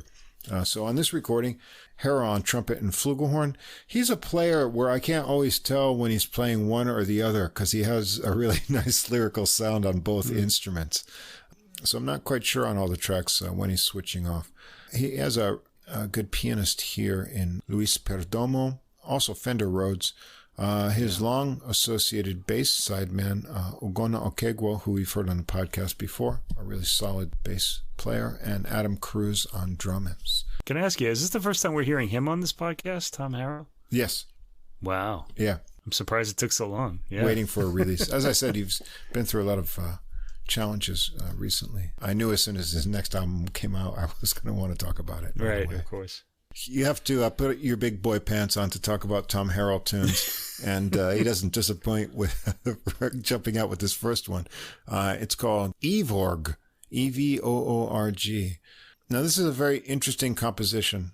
I call it Rhythm Changes Sandwich on Modal Bread.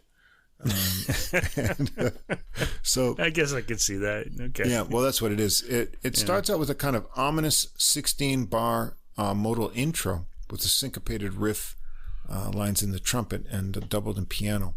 Now, next is a more lyrical, major-sounding melody line in Harrell's trumpet and piano. It gets repeated twice for a total of 16 bars.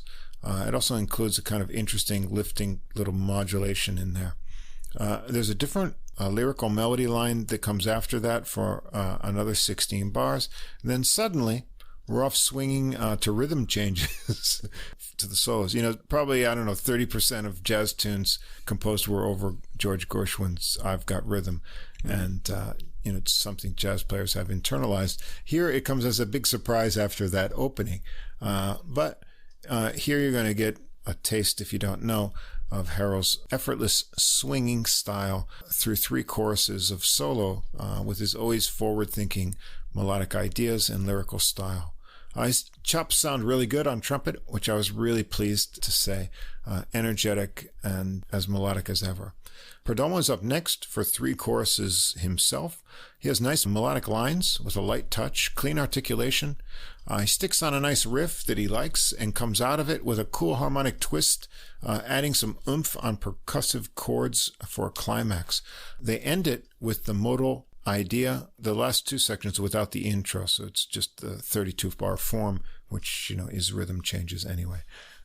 So it's kind of this little sandwich in there, and interesting. Yeah, we should mention that Evorg is groove spelled groove backwards. Right? Yeah, that's the title of the track.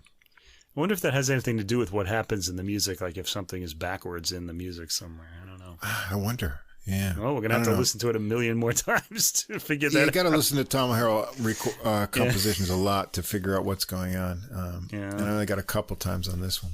When I saw the title for the next one, 5, and I thought, okay, we're going to have a 5/4 tune, but that's not it. Here, Perdomo switches over to Rhodes for a very rhythmic tune. The melody sticks right around concert F or G on a trumpet. The focus is rather on syncopated rhythms that are doubled by Harrell and Perdomo. Akigwa and Cruz have a nice subdivided groove going on underneath. It seems to be also 32-bar form. Harrell navigates through the changes after the melody in his solo with lines incorporating intervals that find interesting spots in the harmonies and rhythmic phrasing to match the groove with an uplifting spirit. Perdomo gets a lot of funky groove in his solo, making the most of the percussive attack of the Rhodes sound, but also he has some slick runs as well. Okigwo gets a bass solo next over light and tight drumming by Cruz. He keeps the pulsing groove going while keeping it melodic. They take it once more through a rendition of the F-centered melody with a little pause for drums before the emphatic last note. Track 3, Oak Tree, as I think I alluded to, but of course all these are Harrell's original compositions on here. Oak Tree, this is a softer tune with pleasing chord changes and a melody that is pretty, despite having a lot of interesting interval jumps in it for Harrell to play on a trumpet. Akegwa provides most of the motion with bass on the beats, while Cruz is very delicate underneath. Perdomo is back on acoustic piano here. Harrell starts his solo low and lyrical, leaving lots of space between his phrases. He soon gets it to some double-time phrases that keep all the melodic sense and navigate the changes perfectly. He sounds like he could keep going endlessly with ideas, but he ties it back to the melody that has a little break for some final warm and fluffy tones from Harrell. Track 4, Tribute. It's another mainly rhythmic melody that hangs around one note. This time it's a D. It has Perdomo working the rhythm on Rhodes together with Harrell. In the solo section, the groove gets a little more samba push to it. Harrell's fluid with lyrical and beautifully played solo. There's a catchy little turnaround where they break up the feel in the progression with chords evenly on the beat. So you always look forward to that coming. Perdomo has a nice Rhodes solo with fleet lines hinting at a phrase from Girl from Ipanema, but with a little altered harmonic feel. And they finish it with a shortened form of the melody. Track 5, our second Japan connection of the evening, Zato Ichi, who is a fictional character from a long-running series of Japanese films, as well as a television series that are kind of from the Edo era time period. It's kind of like... He's a blind sword master. Blind sword master. And he's also a masseuse. Yeah, and a masseuse from the pen of Kan Shimozawa. And I think Beat Takeshi also had a takeoff on this later too. He did. There is a famous set of movies that went on forever with this one. One actor. Yeah, who had kind of, I think he had some interesting legal things that he was caught doing too. So anyway, as one does. That's the title for here. And of course, Harrell starts this one off with that melodic device that starts so many tunes, the minor ninth. It goes from... That's a chord you don't hear often. Yeah. It goes from G up to A flat above, in the octave above that. And then he repeats it just to make sure you heard it. So you get that interval, it's repeated, and then it sort of goes to this next idea that's an evenly phrased continuous melody line in trumpet, piano, and bass that unfolds. Piano and bass continue the pulse, while Harrell surprisingly overdubs two solo lines here, pushing your buttons with some dissonance and weaving lines. Yeah, I was kind of wondering about this because I heard the two trumpets. I was like, is there somebody else on this recording? But no, it's actually him. Yeah, and that shows up later on too. But Cruz mixes it up underneath with tight snare drumming. The pulse fades away for a bit, and it gets a kind of amorphous with bass and piano picking up on some of the melodic figures from before into the freeform section. Perdomo develops some escalating runs around the harmonic ideas. Then Cruz takes over on drums, showing off his tight tom work. Kegwo brings the pulse back for the others to join in on the line again for another jaunt to the end. So a little bit out there one, especially those opening intervals. I wonder what the inspiration from the title Satoichi is, but kind of cool. Track 6, Sun Up. Perdomo starts this one out with evenly spaced Rhodes chords, and Harrell comes in with a yearning melody line on top. I love the simple change to minor and then back. It really hooks you into the melody. And then it sort of transforms into a reggae feel a bit here with Kegwo's bass and Perdomo's evolving rhythmic chord feel after a minute.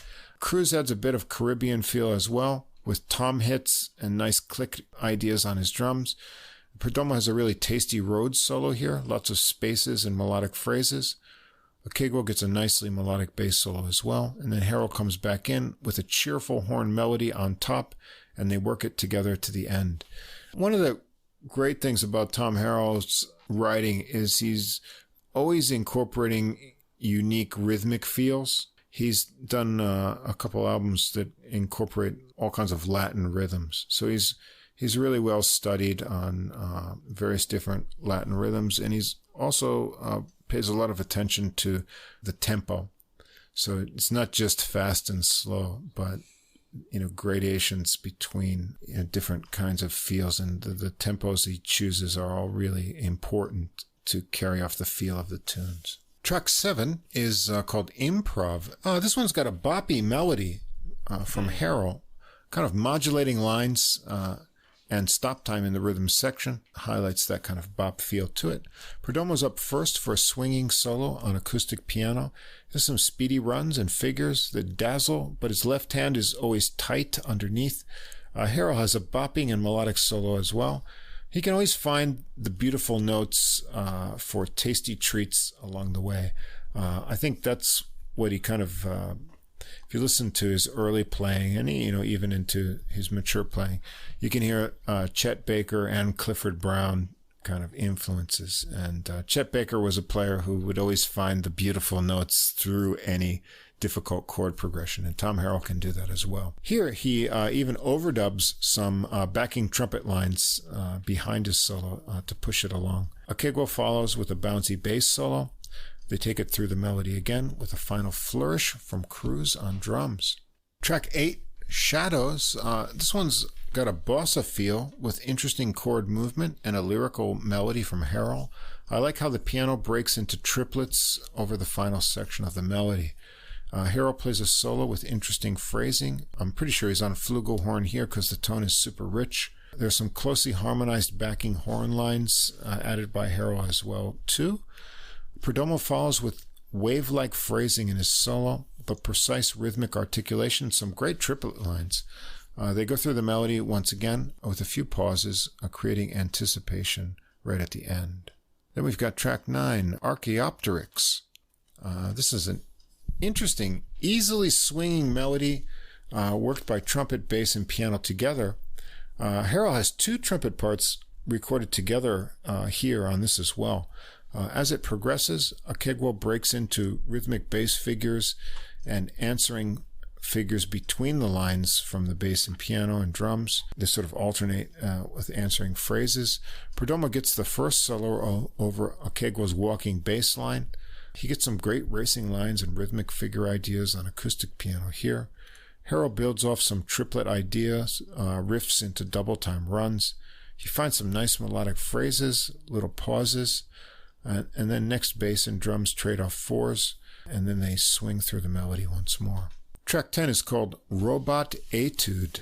Indeed, a robotic melody line of even eighth notes in trumpet, bass, and piano starts out, and Cruz mixes it up underneath and between the phrases. It breaks into some dense piano chords and a new section. The pulse disappears, and Perdomo meets out chords kind of reservedly into a new space.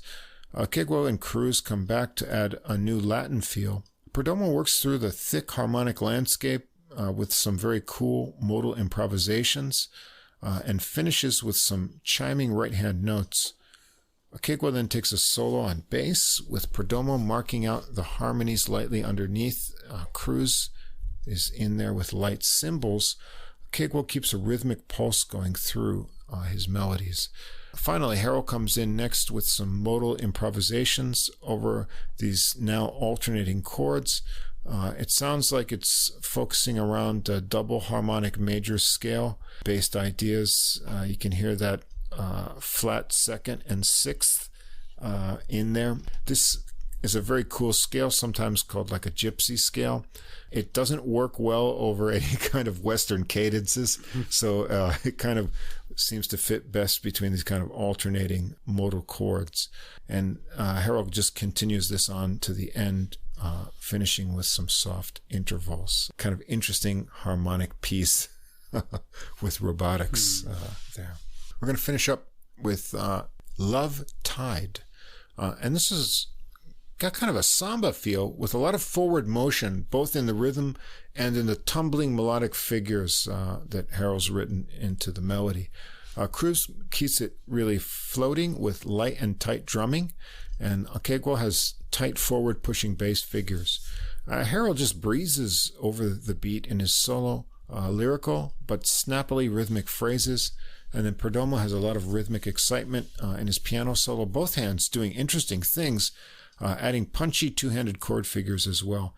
Keeps the chord punches flying with some gaps for Cruz to do some tasty drumming around the kit, and then they come back to the melody for another run through, and Harrell has some more free-floating time with joyful improvisations at the end, more melodic ideas, a little nod to Charlie Parker in there as well, and Cruz closes it out with some final drum flashes.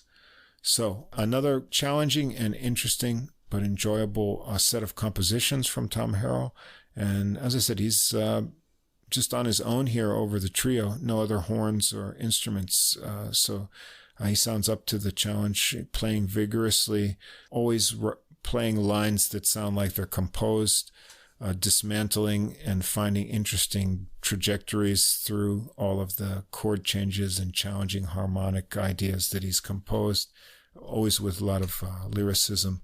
I really like Perdomo as a pianist here. He meets the kind of, standard you need. If you're going to solo after Tom Harrell, you really need to play a solo that sounds like you meant it. And he does that. And, Okego and Cruz just make that solid foundation, and they give each tune a unique signature of a feel.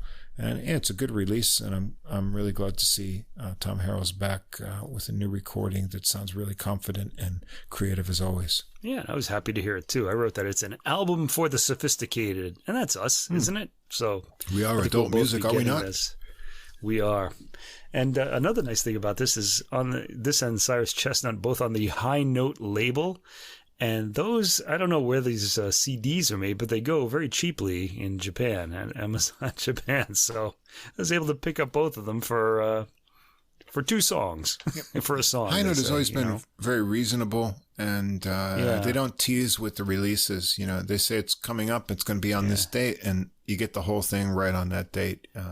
No teasing with 1 or 2 tracks. I found them to be a good label. Managed to get them both for like 1,600 yen each, which is now $12 in America. It's like almost nothing for a CD. That's fantastic. That's the way it should be. I mean, if you can listen to it for free on streaming, we want to support the artists and buy these. Both of these are going to be on my shelf. It's not just I want to support the artist. I want to have the actual album because me, for a lot of reasons, really, I really like having the thing. It's sort of a memory of the time and sort of, I want to have it too, but I don't want to spend $40 for I know. That's what's killing me. Last week, yeah. Jeez. Yeah. But, it's a reasonable price. They're a good record label, and I have all of Tom Harrell's releases on this label, and a lot of other artists too. On High Note, he's done a lot of recordings. Yeah, for I don't know how many now, 6 or 7, I think. Yeah, so that's quite a bit. Yeah, so just enjoyable. It was nice to come back to U.S. jazz. I'm encouraged and inspired by all the cool jazz that's coming out of Europe and other places, because jazz has become international. But I'm happy that there's new jazz and good young upcoming artists in the U.S. But I'm happy to see that these sort of established elder statesmen of jazz are still going on strong with fresh ideas and still sort of carrying that torch with creative ideas, and that makes me happy as well. Yeah, me too. We got to do more American jazz. There's going to be a bit more this year, I think. So, at least with the Charles Lloyd recordings, I think we should kind of go into those too. I really love him. Yeah, we've got those 2 more to look forward to. Anyway, I wonder who the other. I think he hinted that it'll be with different other players. So, I mean, as much as I could listen to endlessly with Bill Frisell. It'll be interesting to see what the other trios are.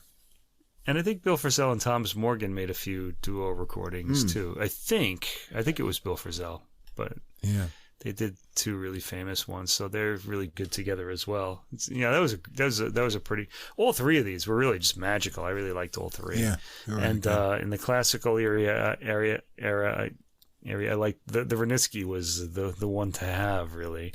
That's and a knockout the other 2 were good, but the Wranitzky was a knockout, and you'll have to hear that. Yeah, you got to hear that. And, that clarinet, if you like woodwinds, I mean, Collins is just magical. He's sort of a Pied Piper with the clarinet. He could lead you astray with that luscious sound, especially the Bassett clarinet. It's just so rich down there. Can never have enough Mozart clarinet concerto in your life, I think. So next week we're getting back on the boat, I guess, huh? We're going to go back on the boat because, it's like, what do you want to eat?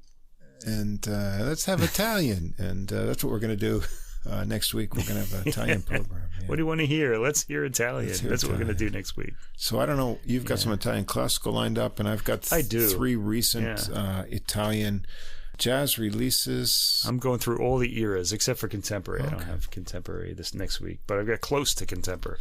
I've got a really inspiring young Italian trumpet player.